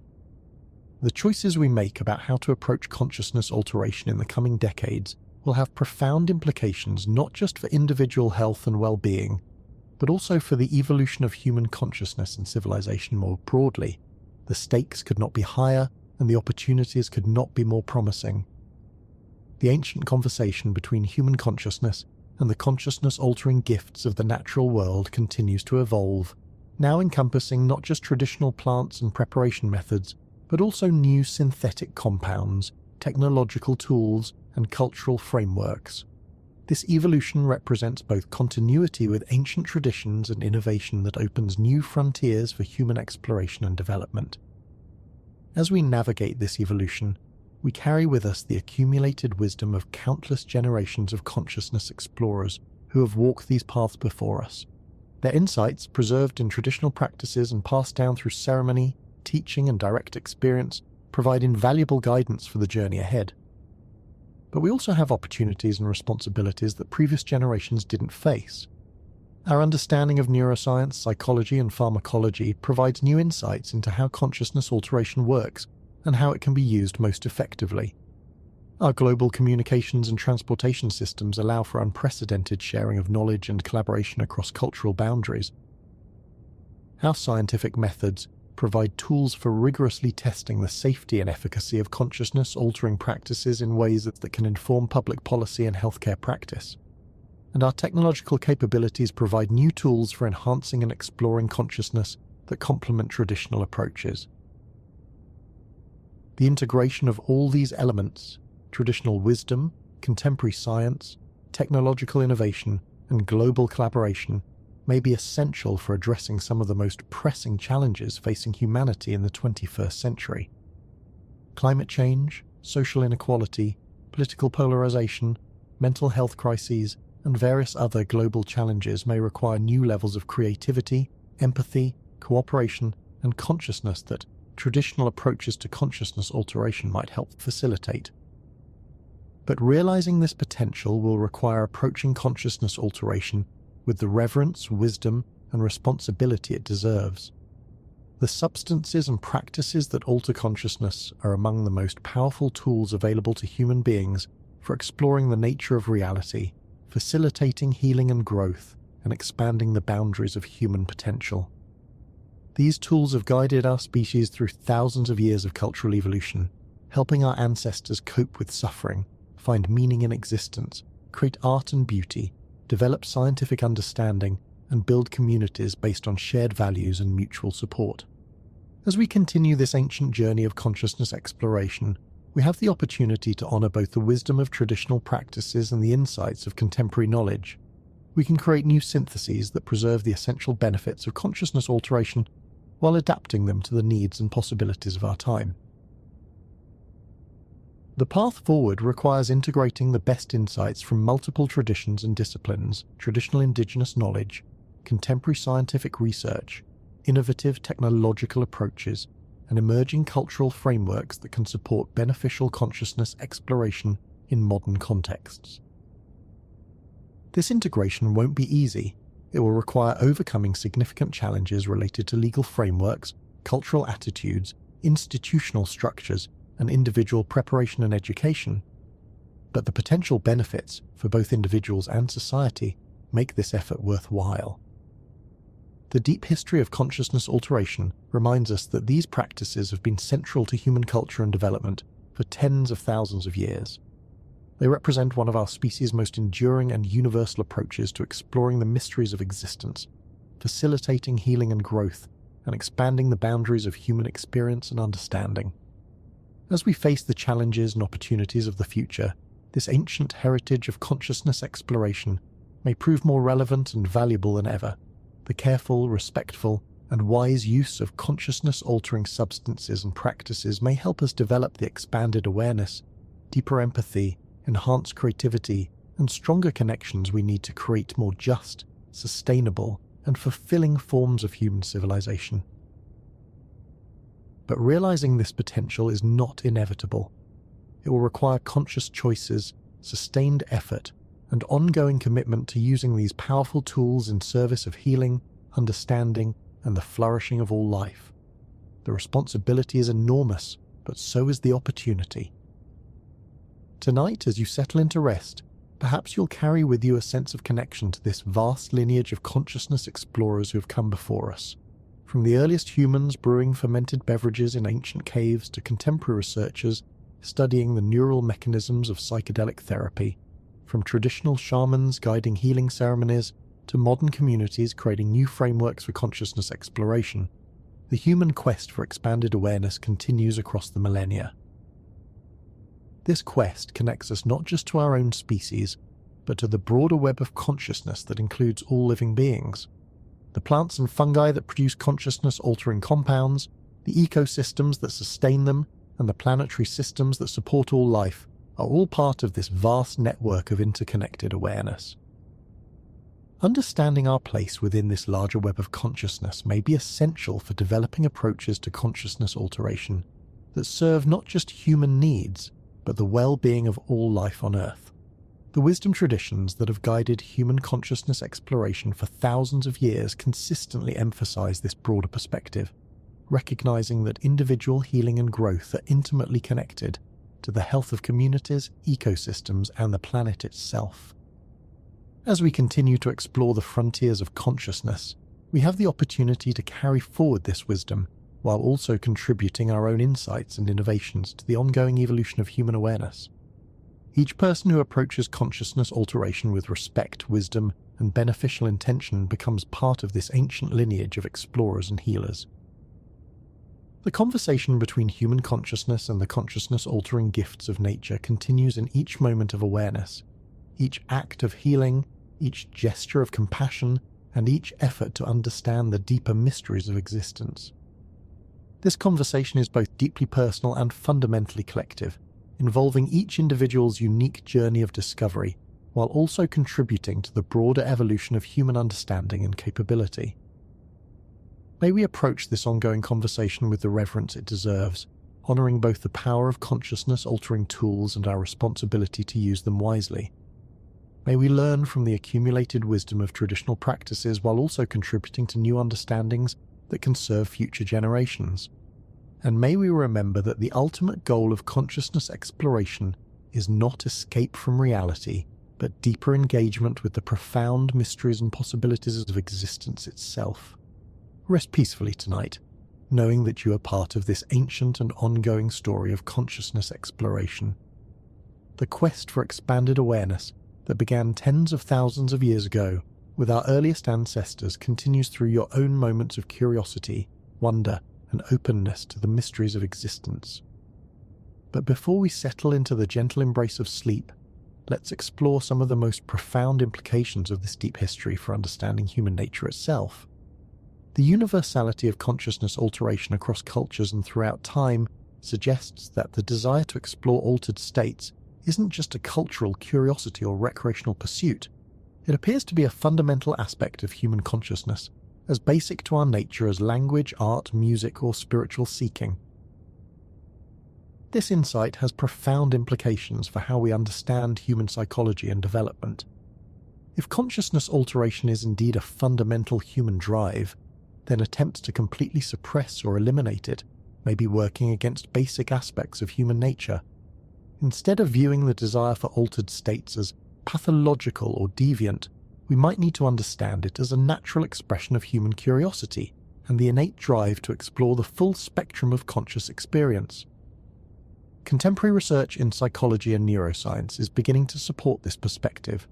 Studies of human development show that children naturally seek out experiences that alter their consciousness, from spinning until dizzy to hyperventilating to produce lightheadedness. These behaviors aren't pathological. They appear to be natural expressions of curiosity about different states of awareness. Adult interest in consciousness alteration, whether through meditation, exercise, breathwork, or psychoactive substances, can be understood as a continuation of this fundamental human drive to explore the full range of conscious experience. From this perspective, the question isn't whether humans will seek altered states, but how they can do so safely and beneficially. This understanding suggests that effective approaches to consciousness alteration need to work with human nature rather than against it. Instead of simply trying to prevent consciousness alteration, we might focus on creating frameworks that allow people to explore altered states safely and meaningfully. Traditional cultures understood this principle intuitively. They developed sophisticated frameworks for consciousness alteration that channeled natural human drives toward beneficial individual and social outcomes. These frameworks didn't try to eliminate the desire for altered states. Instead, they provided safe, meaningful contexts for exploring consciousness, while also ensuring that such exploration served broader community purposes. Let's delve deeper into how this understanding might inform contemporary approaches to consciousness alteration and human development.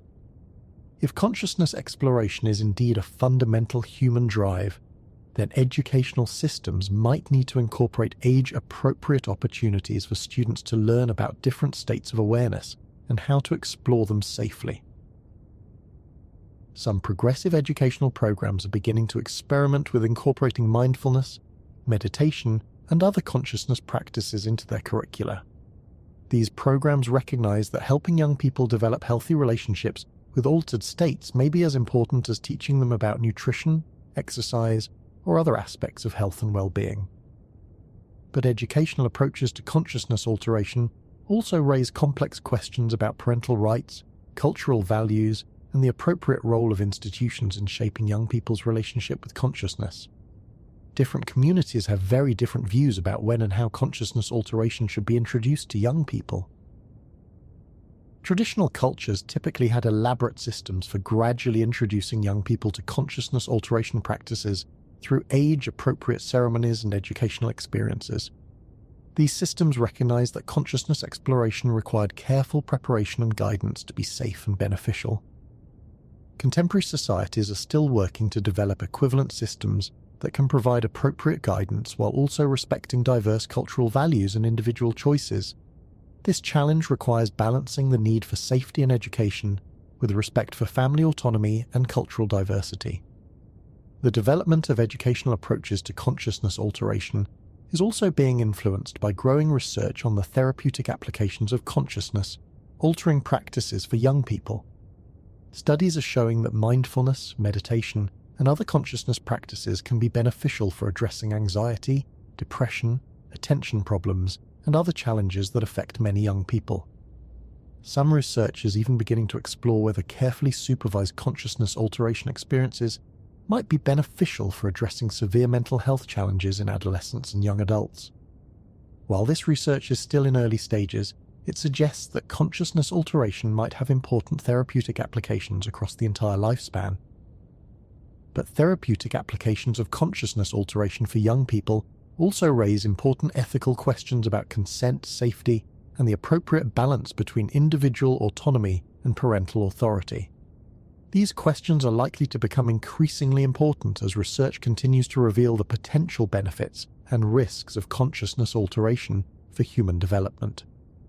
The challenge of developing appropriate frameworks for consciousness alteration across the lifespan reflects broader questions about how contemporary societies can create institutions and practices that support healthy human development while also respecting individual autonomy and cultural diversity. Traditional cultures typically embedded consciousness alteration within broader frameworks of community life that provided meaning, purpose, and social support throughout the entire lifespan. Contemporary societies are still working to develop equivalent frameworks that can serve similar functions in modern contexts. This challenge is particularly complex because contemporary societies are often more diverse and fragmented than traditional communities. Modern consciousness exploration communities need to find ways to create coherent practices and values while also accommodating diverse backgrounds, beliefs, and preferences. Some contemporary communities are developing innovative approaches that combine elements from multiple traditional practices while creating new synthetic frameworks adapted to modern conditions. These approaches recognize that contemporary consciousness exploration may require drawing insights from multiple cultural traditions, while also developing new practices suited to current circumstances. Other communities are focusing on preserving and adapting specific traditional practices, working closely with indigenous communities and traditional teachers to maintain authentic connections to ancestral wisdom. These approaches recognize the value of staying connected to time-tested practices while adapting them to contemporary contexts. The diversity of contemporary approaches to consciousness exploration reflects the complexity of integrating traditional wisdom with modern conditions. There's no single best approach, but rather a need for multiple strategies that can serve different communities and individuals with different needs and preferences. But regardless of the specific approaches that emerge, the deep history of consciousness alteration suggests that successful contemporary frameworks will need to address several essential functions that traditional practices always served. These include providing safety and harm reduction, creating meaning and purpose, fostering community connection, supporting personal development, and maintaining cultural continuity. safety and harm reduction remain fundamental requirements for any consciousness alteration practice. Traditional cultures developed sophisticated knowledge about dosage, preparation, contraindications, and safety protocols that helped ensure that consciousness exploration remained beneficial rather than harmful. Contemporary approaches need to preserve and extend this safety knowledge while adapting it to new substances, technologies, and cultural contexts. This requires combining traditional wisdom with modern scientific understanding to create comprehensive safety frameworks. Creating meaning and purpose is equally important. Traditional consciousness alteration practices were always embedded within larger frameworks of meaning that help people understand their experiences and integrate them into their broader life purposes. Contemporary approaches need to provide similar meaning, making frameworks that can help people understand and integrate consciousness alteration experiences. Fostering community connection represents another essential function. Traditional consciousness alteration practices typically brought people together in ways that strengthened social bonds and community cohesion. Contemporary approaches need to create similar opportunities for connection and mutual support. Supporting personal development has always been a central function of consciousness alteration practices. Traditional cultures use consciousness exploration to facilitate growth, healing, and the development of wisdom and maturity. Contemporary approaches need to preserve these developmental functions while adapting them to modern understanding of psychology and human growth. Maintaining cultural continuity involves preserving valuable insights and practices from traditional cultures while also allowing for innovation and adaptation to contemporary conditions. This requires finding ways to honor ancestral wisdom while also responding to current needs and opportunities. The challenge of addressing all these functions simultaneously requires developing comprehensive approaches to consciousness alteration that go far beyond simply providing access to consciousness-altering substances. Effective contemporary practices need to create holistic frameworks that support all aspects of human development and well-being. Let's explore how some contemporary communities are attempting to create such comprehensive frameworks. Psychedelic retreat centers, for example, are developing programs that combine consciousness-altering experiences with extensive preparation, integration support, therapeutic interventions, and community-building activities. These retreat programs typically include multiple days or weeks of activities designed to prepare participants for consciousness-altering experiences, provide safe and supportive contexts for those experiences, and help participants integrate their insights into their ongoing lives. The programs often incorporate elements from multiple traditional practices, while also including contemporary therapeutic and educational approaches. Some retreat centers are developing ongoing community connections that extend far beyond individual retreat experiences. These communities provide continuing education, peer support, and opportunities for service that help participants maintain connections to consciousness exploration communities throughout their lives. Other retreat centers are focusing on specific therapeutic applications, working with medical professionals to provide consciousness-assisted therapy for depression, anxiety, PTSD, addiction, and other conditions. These programs combine the intensive retreat format with rigorous therapeutic protocols designed to maximize healing outcomes. The diversity of retreat center approaches reflects the broad range of functions that consciousness alteration can serve. Some programs emphasize spiritual and personal development, others focus on therapeutic healing, and still others prioritize community building and social change. But retreat centers represent just one approach to creating comprehensive frameworks for consciousness exploration. Urban psychedelic societies and integration communities are developing different models that can serve people living in metropolitan areas who may not be able to participate in extended retreat programs. These urban communities typically focus on education, harm reduction, peer support, and integration assistance for people who are exploring consciousness alteration in other contexts. They provide resources, community connections, and ongoing support that can help urban consciousness explorers navigate their experiences safely and beneficially. Some urban communities are developing innovative approaches that combine online and in-person activities, creating hybrid models that can serve geographically dispersed communities while also providing meaningful face-to-face connections. The development of both retreat-based and urban community models reflects the need for diverse approaches that can serve people with different circumstances, preferences and needs. Some people benefit from intensive retreat experiences, while others prefer ongoing community involvement that fits into their regular life patterns. But regardless of the specific format, successful contemporary approaches to consciousness alteration seem to share certain common characteristics. They provide comprehensive education about consciousness-altering substances and practices. They create safe, supportive environments for consciousness exploration. They offer skilled guidance from experienced practitioners. They include extensive integration support to help people apply their insights. And they foster ongoing community connections that provide meaning and support. These characteristics reflect lessons learned from thousands of years of human experimentation with consciousness alteration. They demonstrate that effective consciousness exploration requires much more than just access to consciousness-altering substances.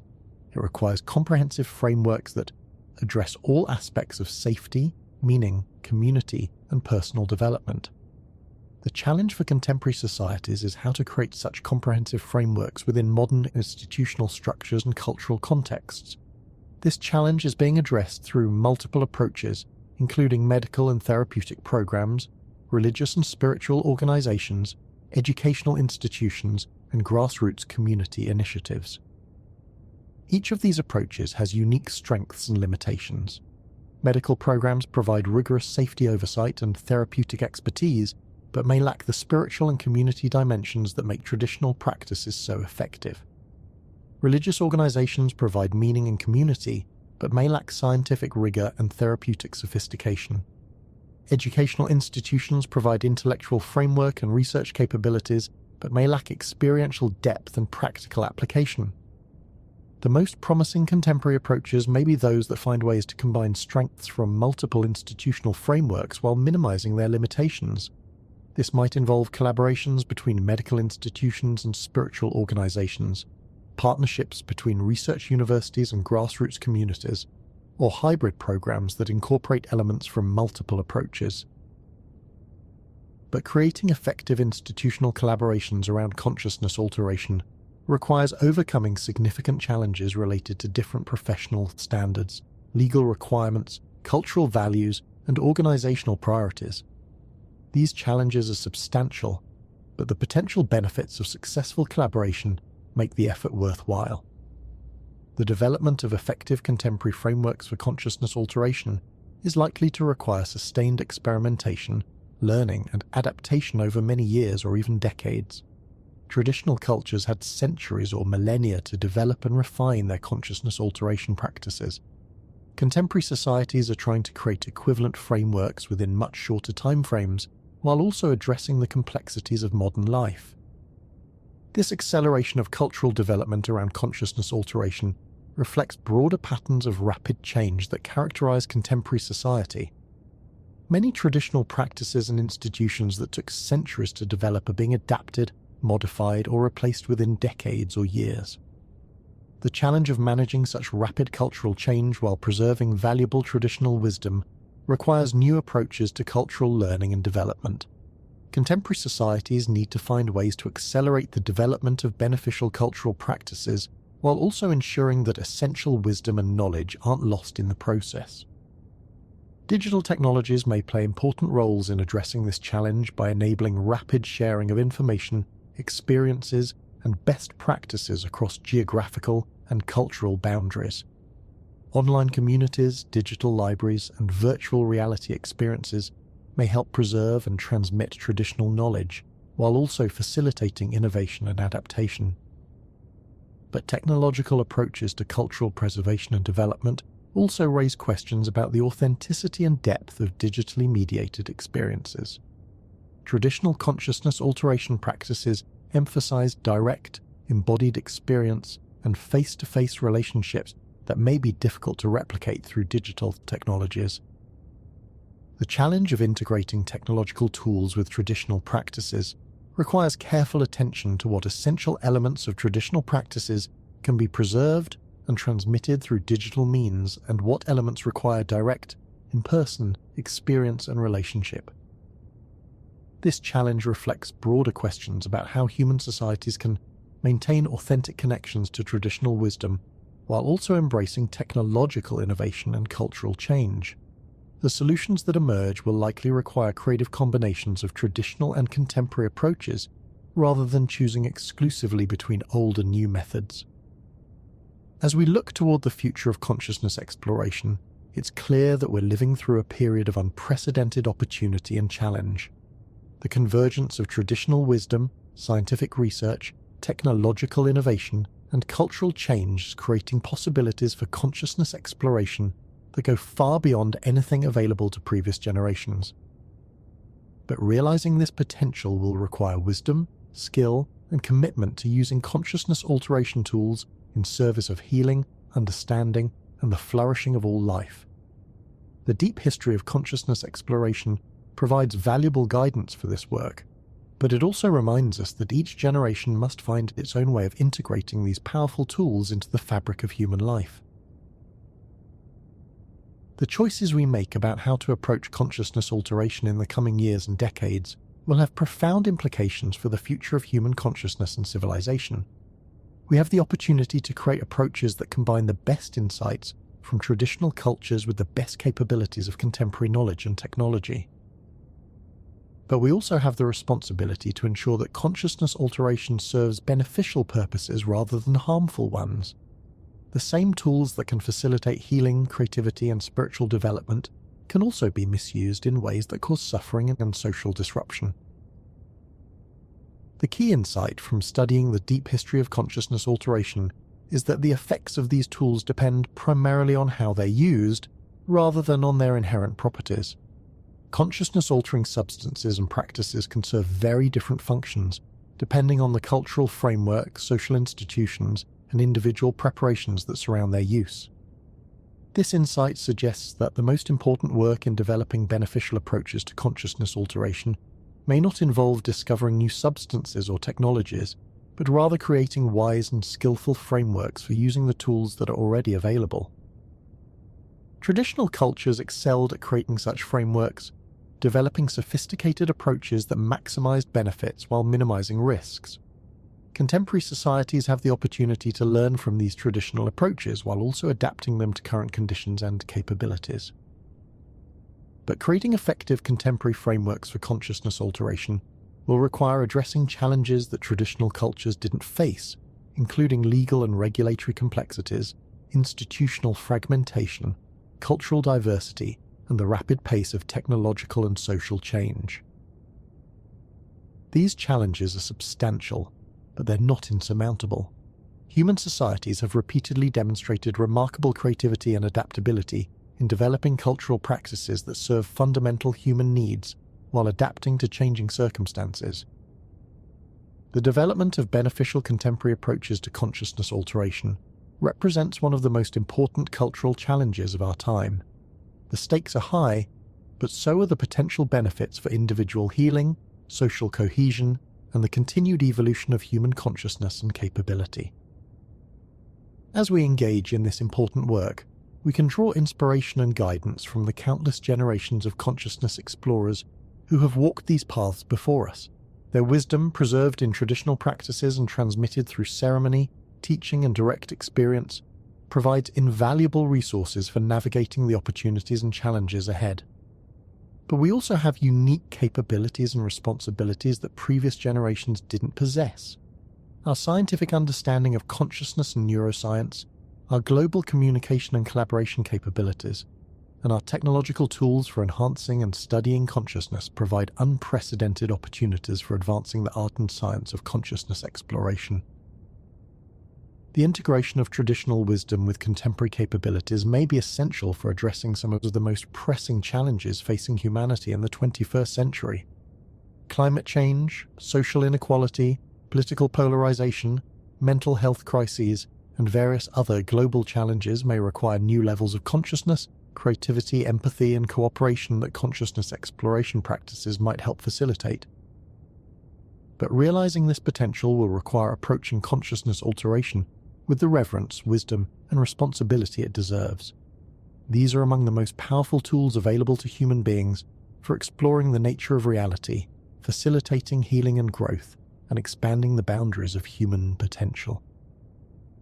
The conversation between human consciousness and the consciousness-altering gifts of nature has been ongoing for tens of thousands of years. This conversation has shaped the development of medicine, religion, art, science, and virtually every other aspect of human culture and civilization. As we continue this ancient conversation in contemporary contexts, we have the opportunity to contribute new chapters to this remarkable story, while also honoring the wisdom and insights of those who came before us. The path forward requires integrating the best elements of traditional practices with the best insights of contemporary knowledge and the best capabilities of emerging technologies. This integration won't be easy, but it represents one of the most promising approaches to addressing the complex challenges and unprecedented opportunities of our time. The careful, respectful, and wise development of consciousness exploration practices may help us create more compassionate, creative, and sustainable forms of human civilization. The deep history of consciousness alteration reminds us that these practices have been central to human development and cultural evolution throughout our species' history. They represent one of our most enduring and universal approaches to exploring the mysteries of existence, facilitating healing and growth, and expanding the boundaries of human experience and understanding.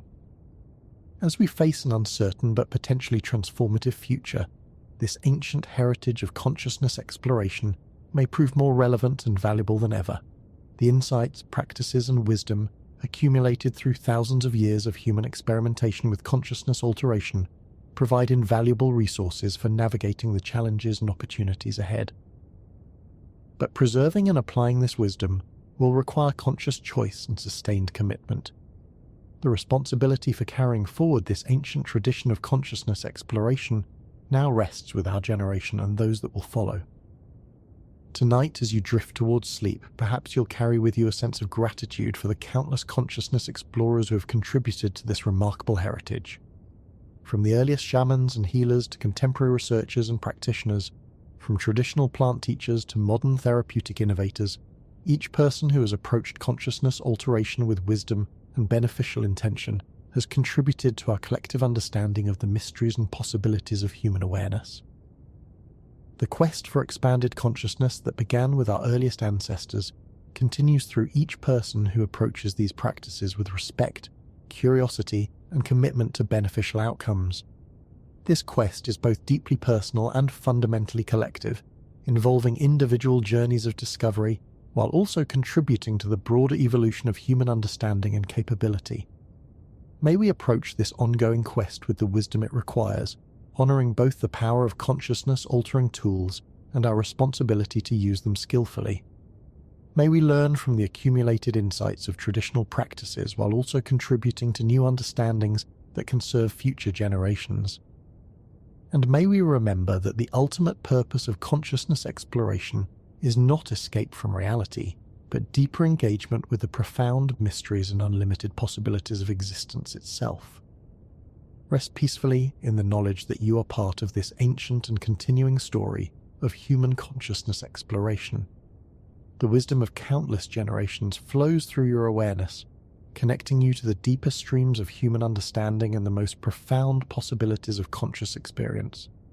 Sweet dreams, and may your rest be filled with the gentle recognition that consciousness itself is the ultimate mystery and the ultimate gift, worthy of our deepest exploration, our greatest reverence, and our most skillful care.